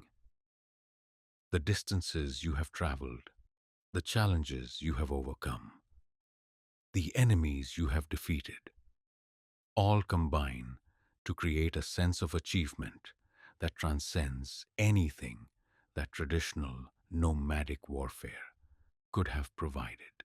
You have participated in something that future generations will regard as legendary, an accomplishment that demonstrates capabilities so extraordinary that they challenged the boundaries of human possibility. The grassland that gave birth to your people and shaped your identity remains the spiritual center of your existence.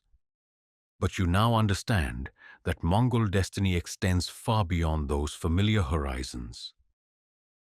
The longest ride has proven that no distance is too great, no terrain too challenging, no enemy too remote to escape the reach of imperial will when that will is supported by capabilities that transcend any previous conception of what human determination can achieve. From your position on the walls of Zhongxing, the capital of the defeated Western Xia, you can see the banners of the Mongol Empire streaming in the wind across a landscape that now stretches from the morning sun in the east to its setting place in the west. The view encompasses not just the immediate battlefield, where the last resistance has been crushed, but the broader reality of what your people have accomplished in the 2 decades since that fateful Kurultai, where Temujin became Genghis Khan. You are no longer merely a warrior of the steppes, but a guardian of the largest contiguous empire in human history. The magnitude of this achievement challenges comprehension even for those who have lived through its creation. When you trace the boundaries of Mongol dominion in your mind, the distances involved seem to transcend earthly reality and approach the cosmic scale of Tengri's domain itself. From the Pacific shores of Korea to the approaches of Vienna, from the frozen forests of Siberia to the burning deserts of Persia, the great yak-tail banners of the Khan cast their shadows across territories that encompass dozens of former kingdoms and hundreds of millions of conquered peoples. Yet the true measure of imperial achievement lies not merely in territorial extent, but in the systematic transformation of conquered regions into functioning components of a unified administrative system. The diversity of peoples, cultures, technologies, and economic systems that now operate under Mongol authority would have challenged the administrative capabilities of any previous empire.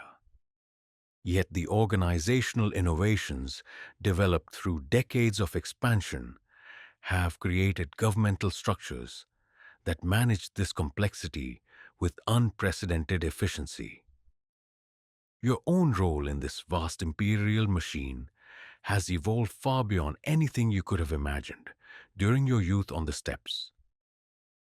The basic skills that made you an effective tribal warrior remain important, but they have been supplemented by knowledge and responsibilities that encompass economics, administration, diplomacy, and cultural management. You serve simultaneously as military commander, civil administrator, and cultural liaison in territories where the complexities of governing sedentary populations require capabilities that traditional nomadic society never developed. The intelligence networks that enable imperial coordination stretch across distances that dwarf any previous communication system. Information flows from the Pacific to the Atlantic along routes maintained by relay stations that can carry urgent messages across continents in a matter of weeks. The systematic collection and analysis of data about economic conditions, political developments, and potential security threats creates an understanding of imperial affairs that enables decision-making on scales that previous rulers could never have contemplated. The military forces that maintain imperial authority represent the culmination of innovations that began with Genghis Khan's organizational reforms but have been refined through decades of combat experience against every variety of enemy. The basic structure of decimal organization remains unchanged, but it has been enhanced by specialized units that incorporate military techniques and technologies drawn from every conquered civilization. Chinese siege engineers work alongside Persian cavalry specialists and European infantry experts to create combined arms capabilities that transcend anything achievable by any single military tradition. The logistics of maintaining such vast military forces across impossible distances has required innovations that challenge comparison with any organizational achievement in human history. The supply networks that keep imperial armies equipped and fed operate according to mathematical calculations that account for everything from seasonal variations in available forage to the optimal replacement schedules for different types of equipment. The standardization of weapons, equipment, and procedures enables components of the imperial military machine to be interchanged and redeployed with an efficiency that seems almost supernatural to outside observers. The economic integration of conquered territories has created trading networks that connect regions which had never before enjoyed direct commercial contact. The security provided by Mongol authority enables merchants to travel safely across distances that were previously impossible, while the standardization of weights, measures, and currencies facilitates commercial transactions on unprecedented scales. The wealth generated by this expanded trade flows back to support further military expansion while raising living standards throughout the empire to levels that many conquered populations had never previously experienced. The cultural policies that govern imperial administration demonstrate a sophistication that transcends simple military domination. Rather than attempting to impose nomadic traditions on sedentary populations, Mongol administrators seek to preserve and utilize the most valuable elements of conquered civilizations while eliminating only those aspects that threaten imperial security or efficiency. Chinese technological innovations are systematically adopted and disseminated throughout the empire. Islamic administrative techniques are modified and applied to nomadic governmental structures, and European military technologies are integrated into standardized imperial arsenals. The religious tolerance that characterizes Mongol imperial policy reflects both practical necessity and genuine philosophical conviction. The diversity of faiths practiced within imperial boundaries would make any attempt at religious uniformity both impossible and counterproductive. But the Mongol approach goes beyond mere accommodation to encompass active encouragement of theological dialogue and mutual learning between different traditions. Shamans, Buddhist monks, Islamic scholars, Christian priests, and practitioners of local folk religions participate in discussions that create new syntheses of spiritual understanding while maintaining the essential character of their individual traditions. Your personal spiritual development during the imperial expansion has encompassed exposure to religious and philosophical traditions that would have been entirely foreign to your nomadic ancestors. The Buddhist concept of karma provides new perspectives on the moral dimensions of conquest and governance, while Islamic scholarship offers mathematical and astronomical knowledge that enhances practical capabilities. Christian theological discussions about divine justice and mercy raise questions about the spiritual implications of imperial expansion that require careful consideration within the framework of traditional Mongol beliefs about Tengri's will and the mandate of heaven. The technological achievements that emerge from imperial integration create capabilities that exceed anything previously achieved by human civilization. The combination of Chinese engineering knowledge with Islamic mathematical understanding and European metallurgical techniques produces innovations in everything from weapons design to agricultural improvement to architectural construction. The systematic documentation and dissemination of technical knowledge ensures that beneficial innovations developed in one part of the empire quickly become available throughout all imperial territories.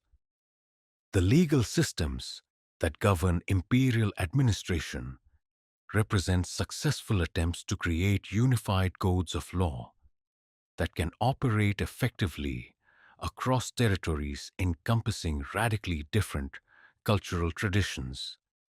The basic principles derived from traditional Mongol concepts of justice provide the framework for legal structures that incorporate useful elements from Chinese administrative law, Islamic commercial regulations, and European feudal obligations.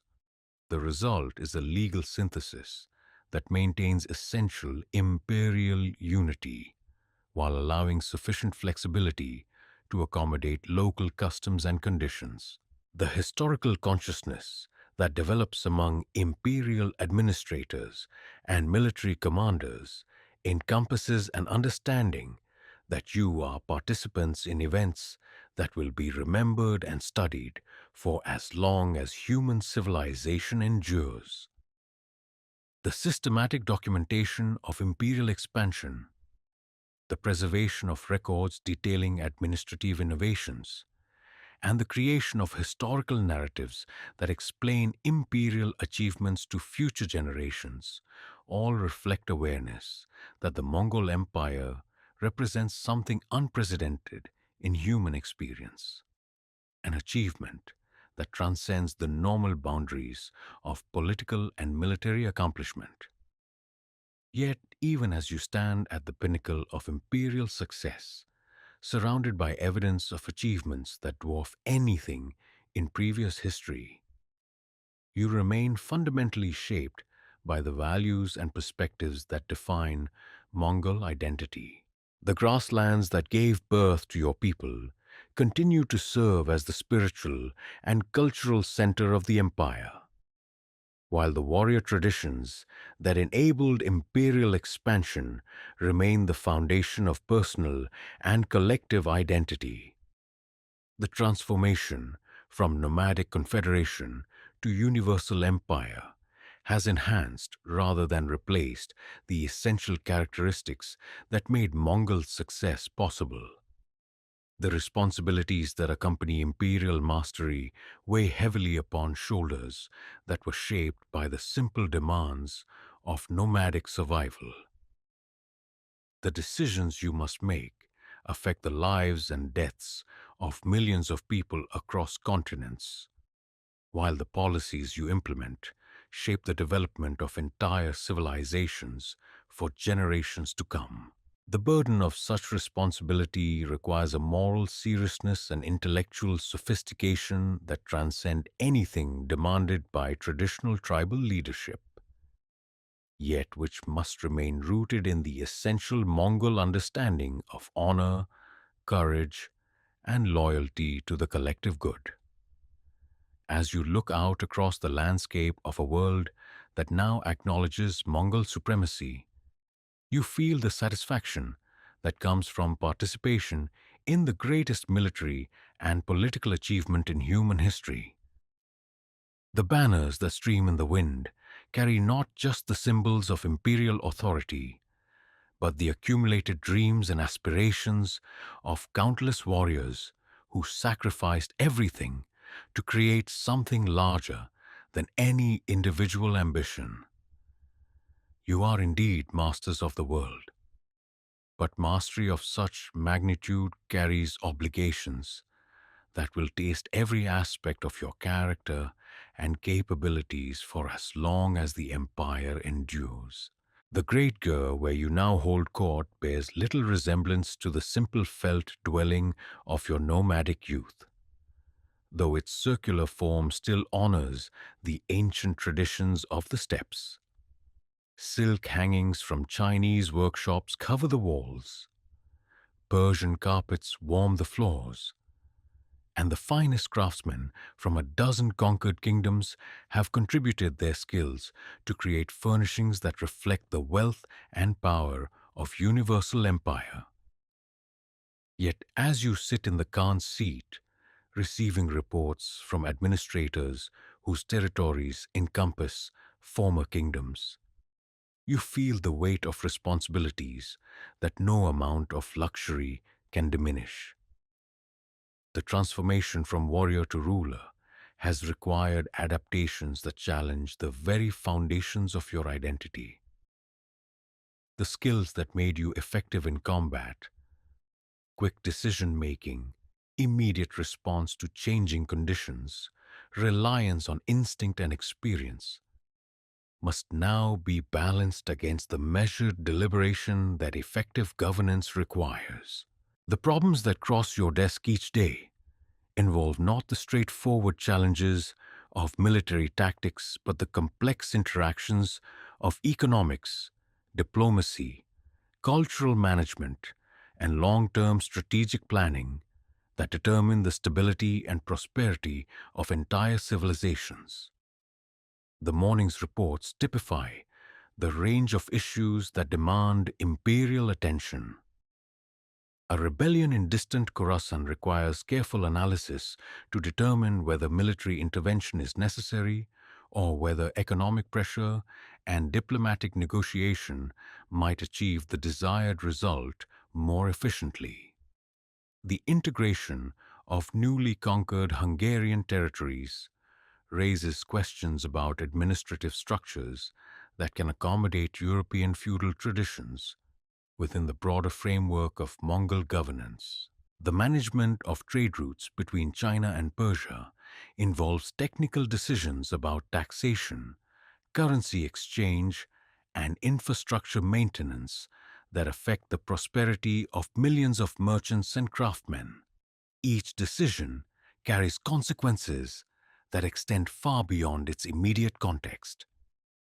The choice to station additional garrison troops in rebellious territories provides security, but diverts military resources from potential expansion into new regions.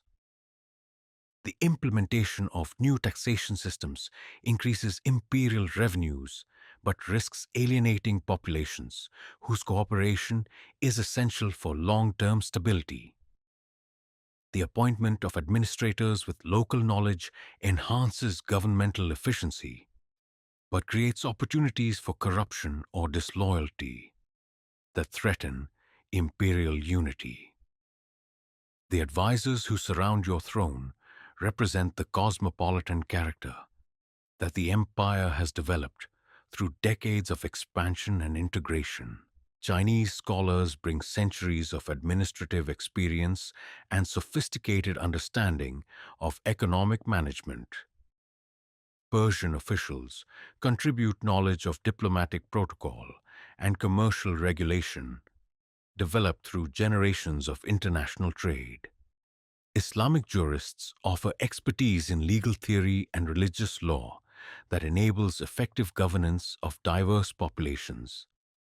Yet the integration of such varied perspectives into coherent policy requires judgment that transcends any single cultural tradition.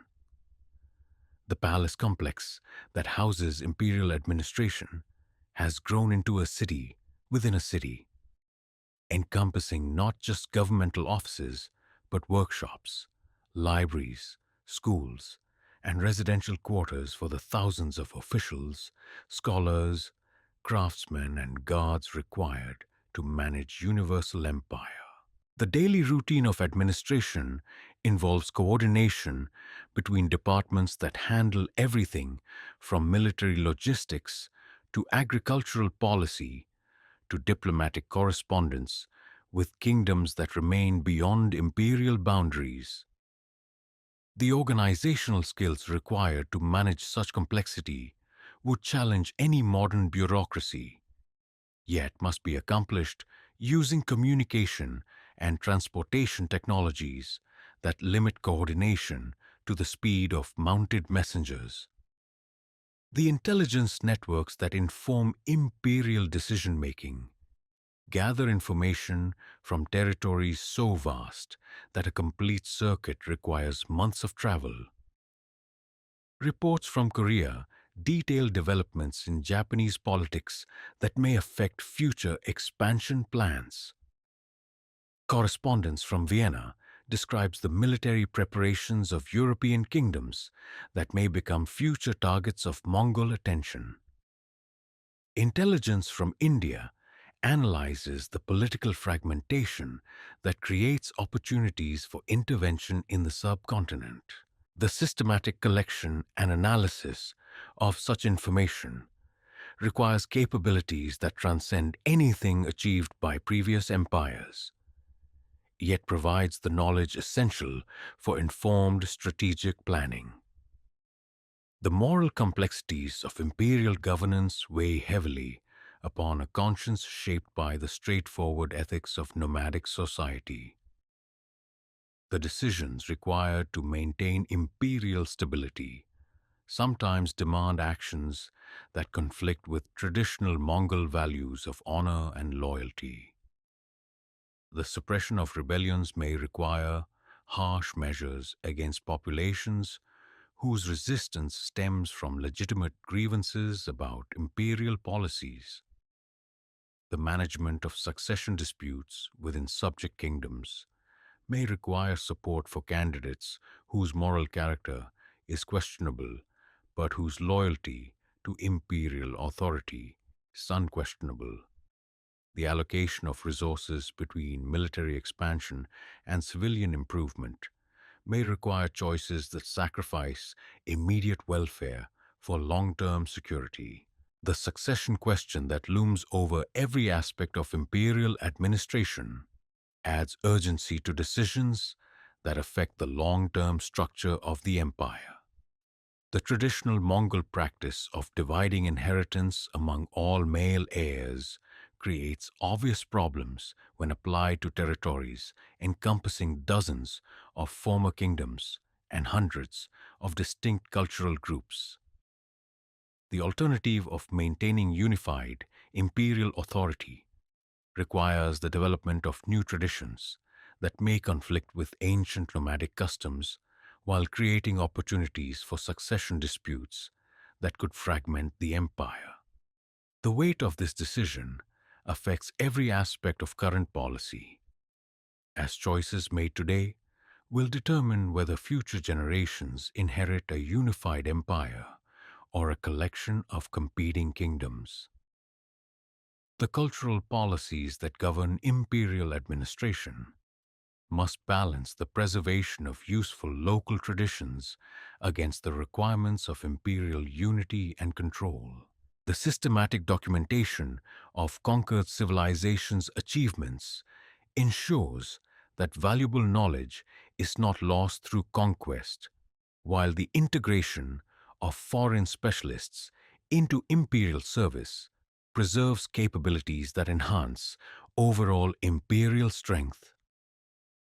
Yet the maintenance of cultural diversity creates ongoing challenges about the extent to which local autonomy can be permitted without threatening imperial authority. The economic management of territories encompassing radically different production systems requires innovations in fiscal policy that transcend anything achieved by previous empires. The integration of nomadic pastoral economy with Chinese agricultural surplus, Persian commercial networks, and European craft production creates opportunities for unprecedented prosperity while generating complex problems about taxation, currency, and resource allocation. The systematic development of imperial infrastructure, roads, bridges, communication networks, fortifications, requires investment on scales that challenge the fiscal resources of even the world's richest empire. The military challenges that accompany imperial governance extend far beyond the conquest of new territories to encompass the defense of existing holdings against internal rebellion and external invasion. The garrison forces required to maintain security across continental distances must be balanced against the field armies needed for continued expansion.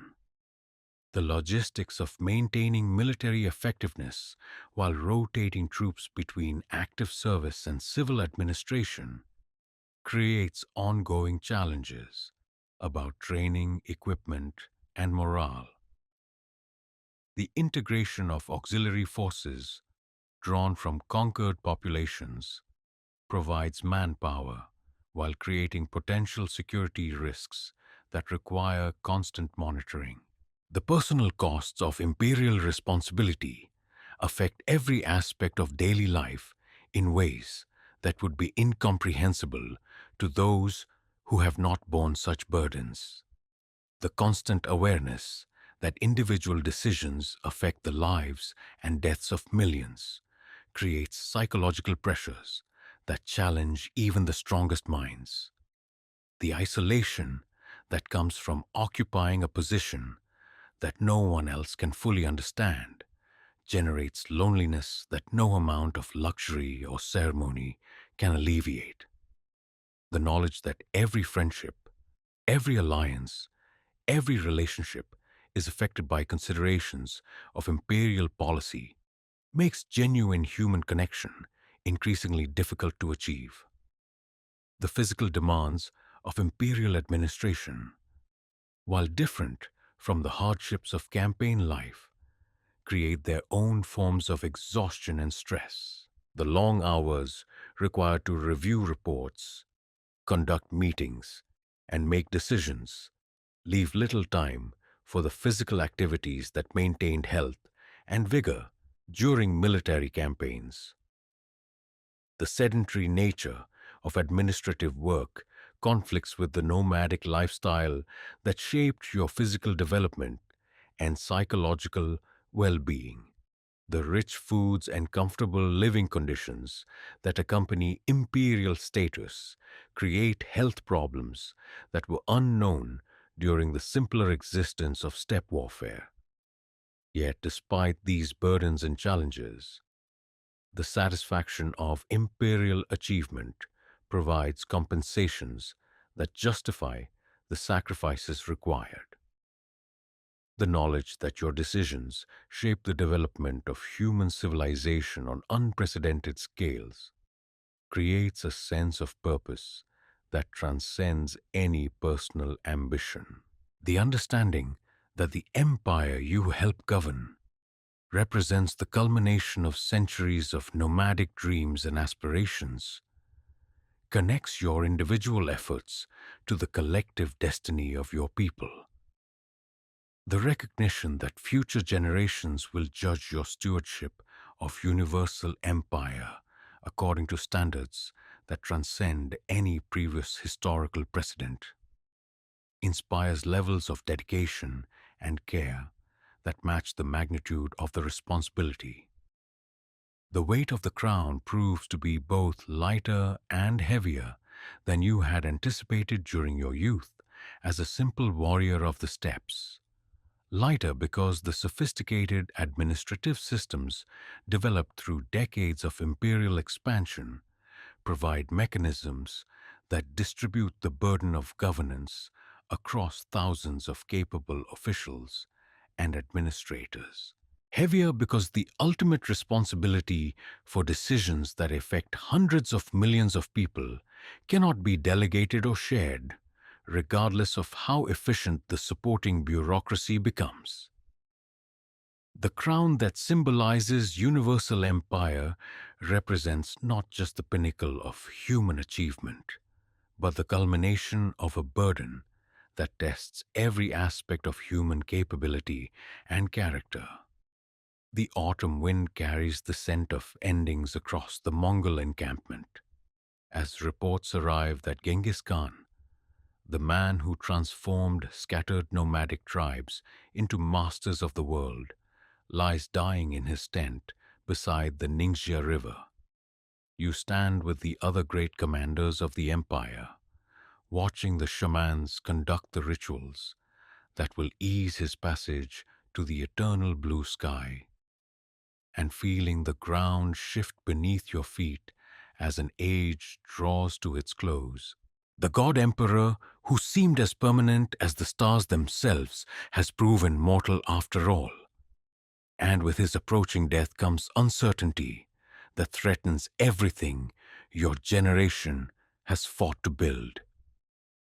The physical decline of the great Khan has been gradual but relentless, the inevitable consequence of decades spent in the saddle, years of campaign life in every extreme of weather, and the accumulated injuries from countless battles that would have killed lesser men outright. The vibrant leader who once rode at the head of Mongol columns, whose presence alone could inspire courage in the most desperate circumstances, has become a gaunt figure whose spirit burns bright but whose body can no longer support the demands of universal empire.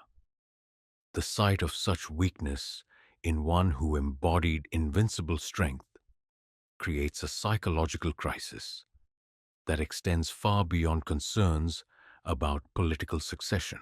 The immediate question of who will inherit supreme authority has dominated court discussions for months, though the great Khan himself has remained characteristically secretive about his final intentions. The traditional Mongol practice of dividing inheritance among male heirs creates obvious problems when applied to an empire that spans continents, while the alternative of unified succession risks civil war between competitors whose claims to legitimacy rest on different foundations. Each potential heir commands loyal forces and governs important territories, making any succession dispute a potential catastrophe that could fragment the empire into competing kingdoms. Your own position in these deliberations reflects the complex loyalties that have developed through decades of imperial expansion. Your personal allegiance to Genghis Khan remains absolute, but your obligations to the territories under your administration and the peoples whose welfare depends on your decisions create competing claims that may conflict with pure loyalty to his chosen successor. The administrative structures that enable effective governance of vast territories have created institutional interests that transcend personal relationships, while the cosmopolitan character of imperial leadership means that succession decisions affect not just Mongol nobles, but Chinese scholars, Persian administrators, and European specialists whose expertise has become essential to imperial functioning.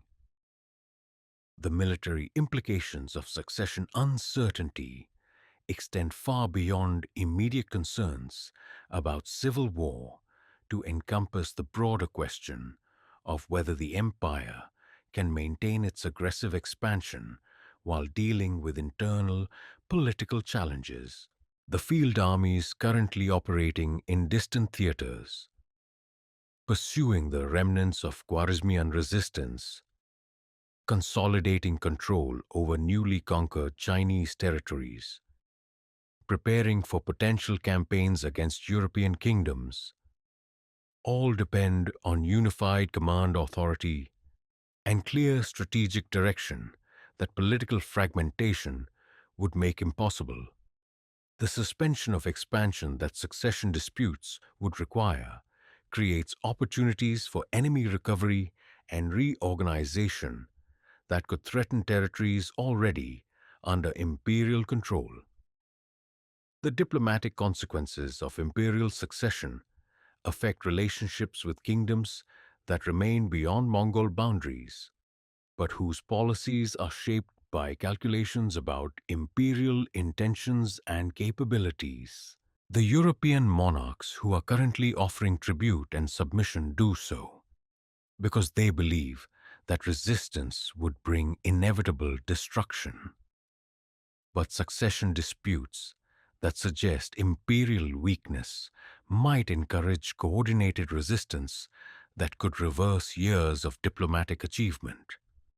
Similarly, the Chinese generals who have accepted Mongol authority as a practical necessity might interpret succession uncertainty as an opportunity to restore native dynasty if they believe imperial unity is permanently compromised.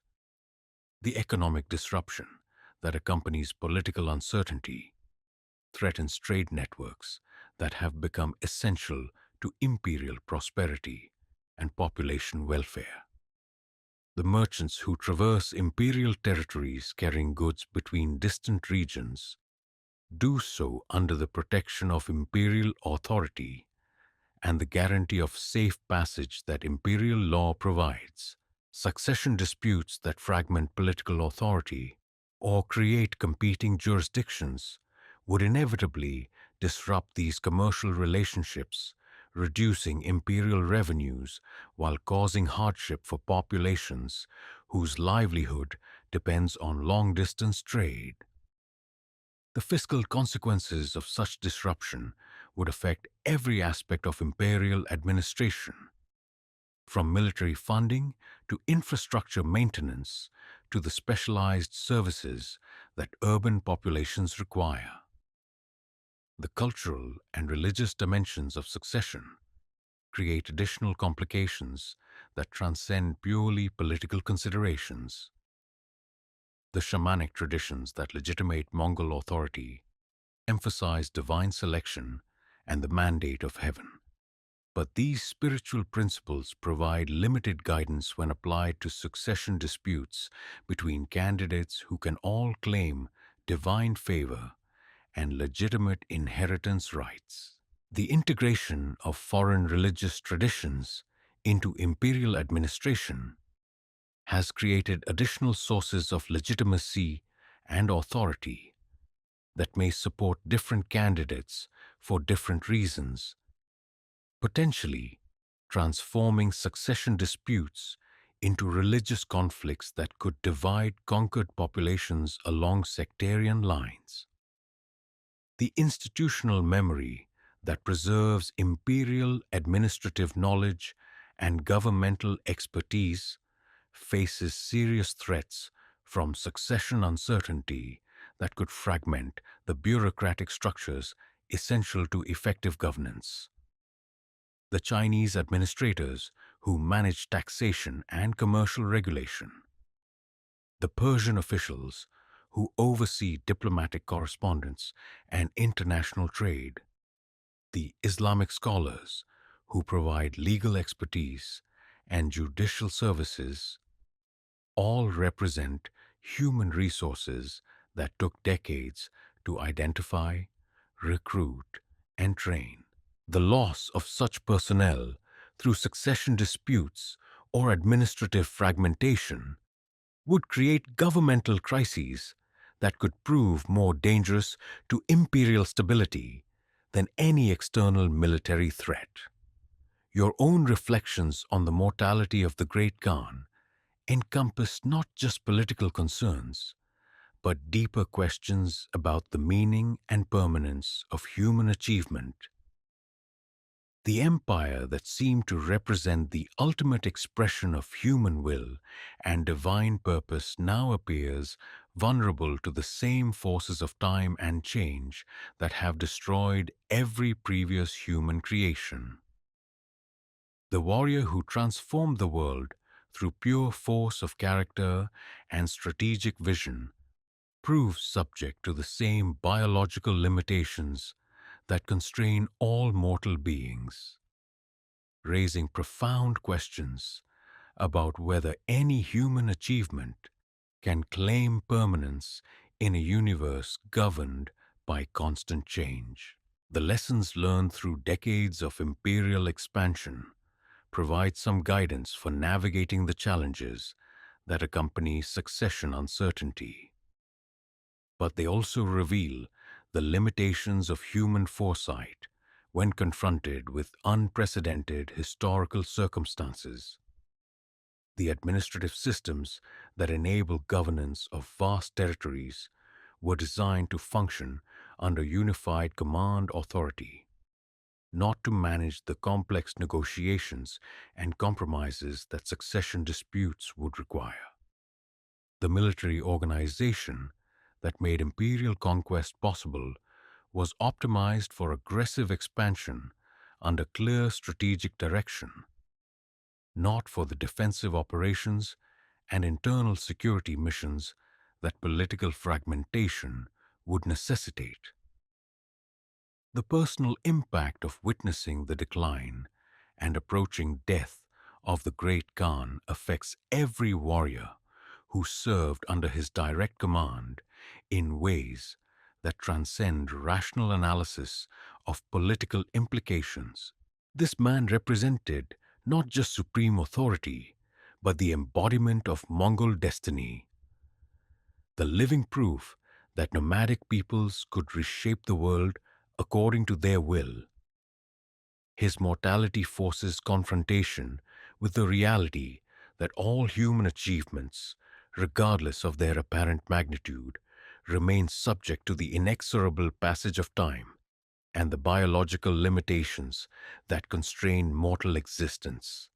The shamanic preparations for the great Khan's death follow traditions that have governed nomadic society for countless generations. Yet they must be adapted to accommodate the unprecedented circumstances of universal empire.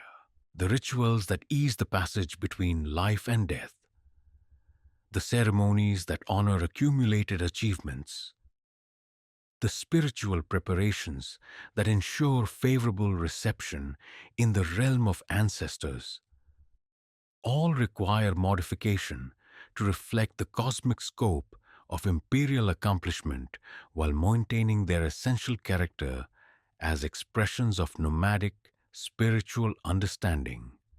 The security measures that surround the dying emperor reflect both respect for his person and recognition of the political dangers that his death will unleash. The information about his condition is strictly controlled to prevent premature power struggles, while the access to his presence is limited to those whose loyalty and discretion are absolutely certain. Yet these precautions cannot indefinitely postpone the moment when his death becomes known throughout the empire, triggering succession disputes and political maneuvering that no amount of preparation can entirely prevent. The historical documentation that records the great Khan's final words and decisions takes on enormous significance as potential guidance for future imperial development. The Chinese scribes who maintain written records of important events, the Mongol storytellers who preserve oral traditions, the Persian administrators who document governmental procedures, all recognize that their observations during these final days may influence imperial policy for generations to come. The responsibility of accurate recording weighs heavily upon those who understand that their accounts will be scrutinized by historians and political theorists for centuries. The geographical scope of empire that the great Khan's vision created means that his death will have consequences in territories so distant that news of the event will require months to arrive. The governors of Chinese provinces, the commanders of European expeditions, the administrators of Persian territories, all will learn of imperial succession through reports that may be outdated by the time they arrive, forcing them to make critical decisions based on incomplete information about rapidly changing political circumstances. The communication challenges that complicate succession planning demonstrate both the magnitude of imperial achievement and the practical limitations that constrain effective governance across continental distances. The moment when the great Khan finally draws his last breath creates a silence that seems to encompass not just the immediate gathering of officials and shamans, but the entire empire whose destiny he shaped through sheer force of will. The physical presence that dominated every meeting, the strategic vision that guided every major decision, the personal authority that resolved every significant dispute, all vanish in an instant, leaving behind institutional structures and accumulated knowledge that must somehow continue functioning without the unifying leadership that made their creation possible. The immediate aftermath of death requires careful orchestration to maintain political stability while allowing appropriate expression of grief and respect. The shamanic ceremonies that honor the deceased leader must be conducted according to traditional requirements while accommodating the practical necessities of succession planning. The notification procedures that inform distant territories of imperial transition must balance the need for accurate information against the requirements of political security.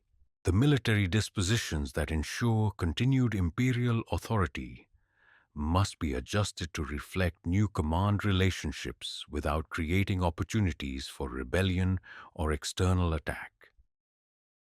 The funeral preparations that will honor the great Khan's memory must reflect both his nomadic origins and his imperial achievements, creating ceremonies that acknowledge his transformation from tribal chief to universal ruler while maintaining the essential character of steppe traditions.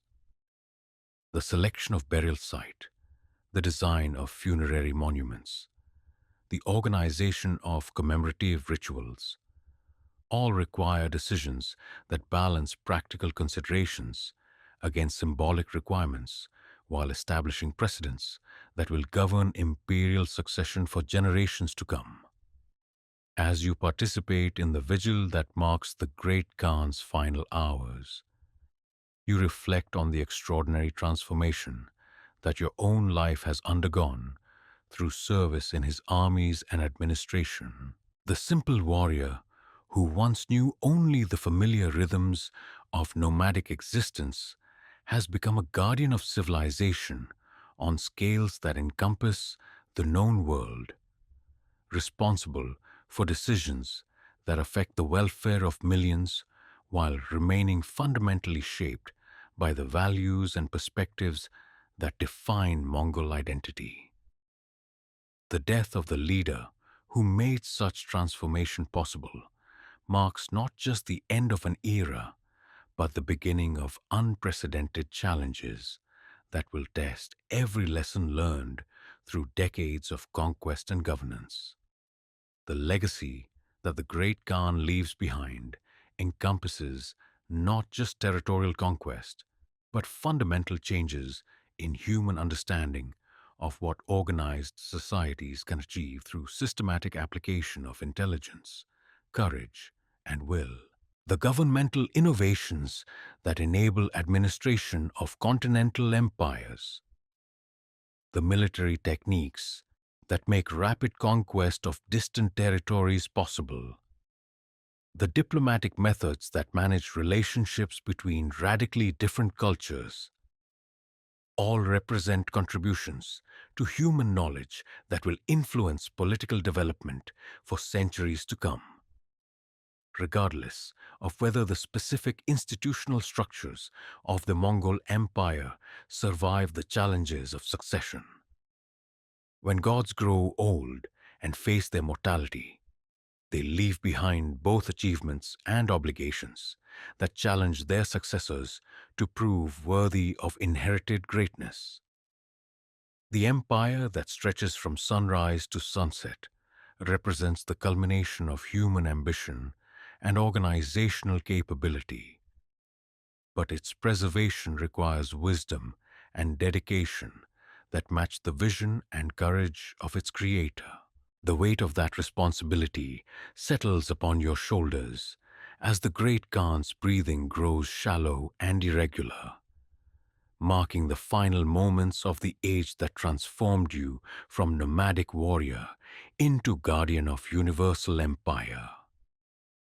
The grassland stretches endlessly in every direction, unchanged and eternal, as it has since the first horsemen learned to read the wind's direction and follow the seasonal migrations of the herds.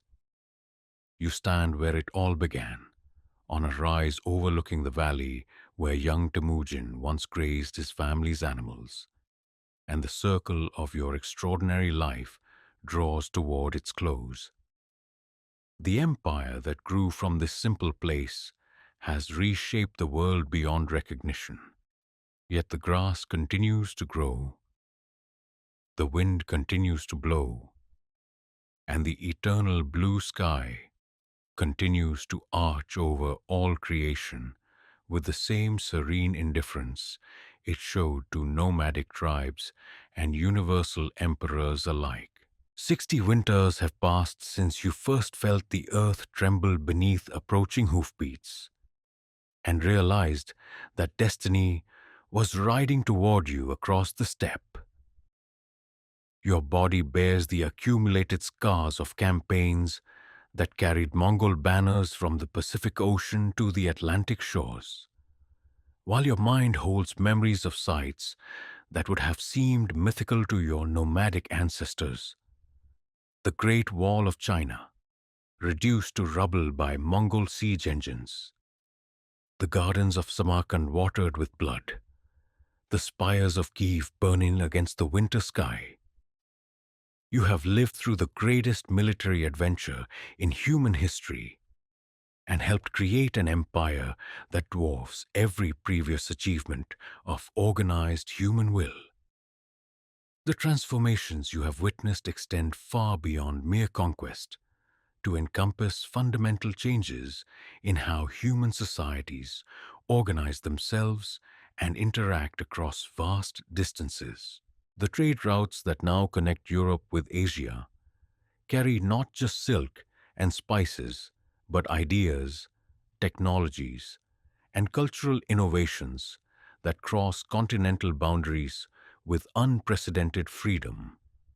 The administrative systems that govern territories from Korea to Hungary have created new models of governance that combine nomadic flexibility with sedentary sophistication. The military techniques that made Mongol conquest possible have been adopted and adapted by armies throughout the known world, permanently changing the nature of warfare and international relations. Your own descendants, scattered across the breadth of the empire in positions of responsibility and authority, represent the living legacy of nomadic expansion into sedentary civilization.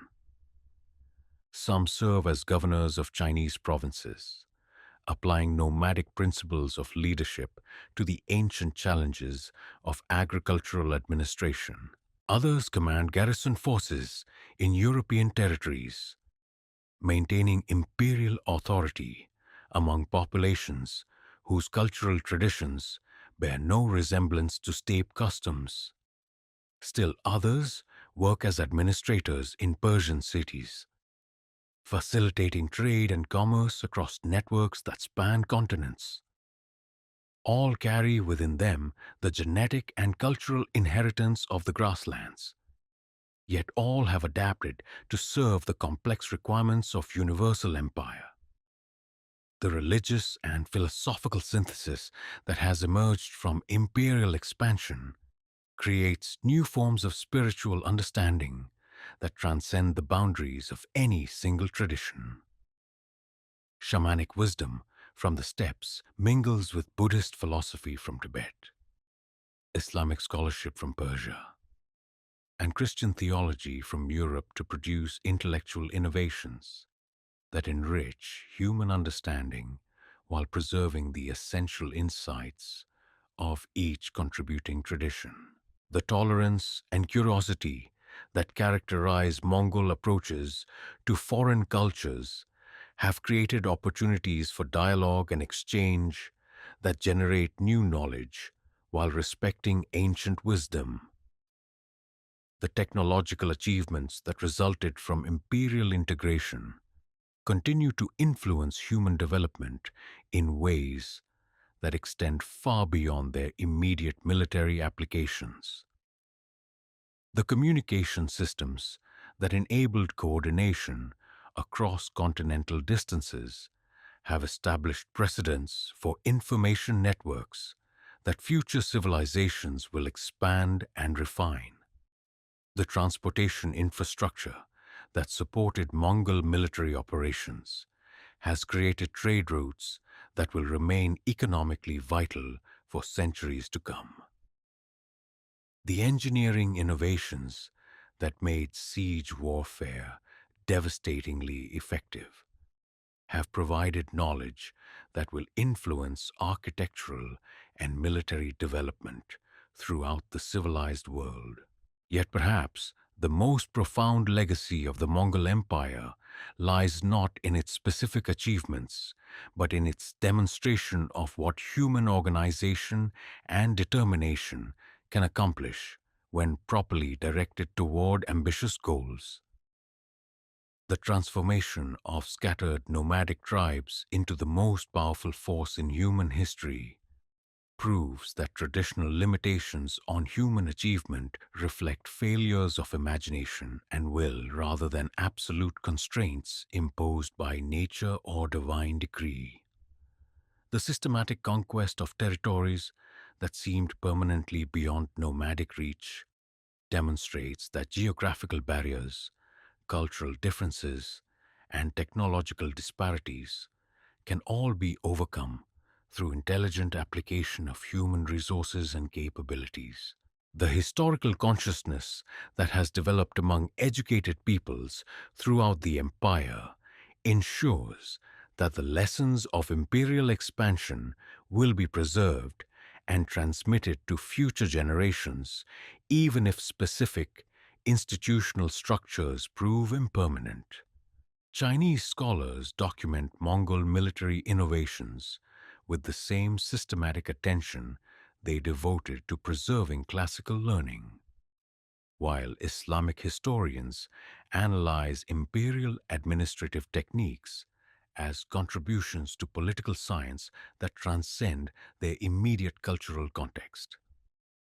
European chroniclers, initially horrified by Mongol military efficiency, gradually recognize the organizational achievements that made such efficiency possible and seek to understand principles that might be adapted to their own circumstances. The cultural exchanges that imperial expansion facilitated have created permanent changes in human understanding that will influence intellectual development regardless of future political arrangements. Mathematical knowledge from India, astronomical observations from Persia, geographical information from European explorations, technological innovations from China, all flow together through imperial networks to create new syntheses of human knowledge that exceed anything achieved by any single civilization operating in isolation. The systematic collection and preservation of such knowledge in imperial libraries and schools ensures that these intellectual achievements will survive political changes and continue to influence human development. The military legacy of Mongol expansion extends beyond specific tactical innovations to encompass fundamental changes in strategic thinking that will influence warfare for centuries to come.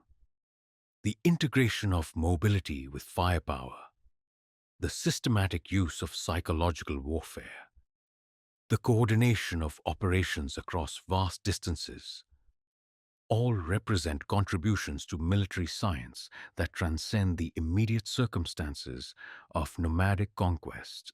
Future armies will adapt these principles to their own technological capabilities and strategic requirements, creating new forms of military organization that build upon Mongol foundations while addressing different challenges and opportunities. The economic transformations that accompanied imperial expansion have created commercial networks and trading relationships that will persist long after political boundaries change and imperial authority fragments. The standardization of weights, measures, and currencies across continental distances has established precedents for international commerce that will influence economic development for generations. The security provided for long-distance trade has demonstrated the economic benefits of political stability and military protection, creating expectations that future governments will be judged by their ability to provide similar conditions for commercial prosperity. As you reflect on the extraordinary trajectory of your own life from nomadic warrior to imperial administrator, you recognize that your personal transformation mirrors the broader evolution of Mongol society from tribal confederation to universal empire.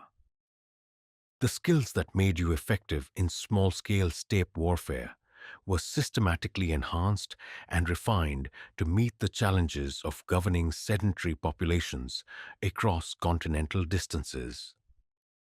The values that defined your identity as a warrior of the grasslands were preserved and adapted to guide decisions that affected the welfare of millions of people from dozens of different cultures and traditions.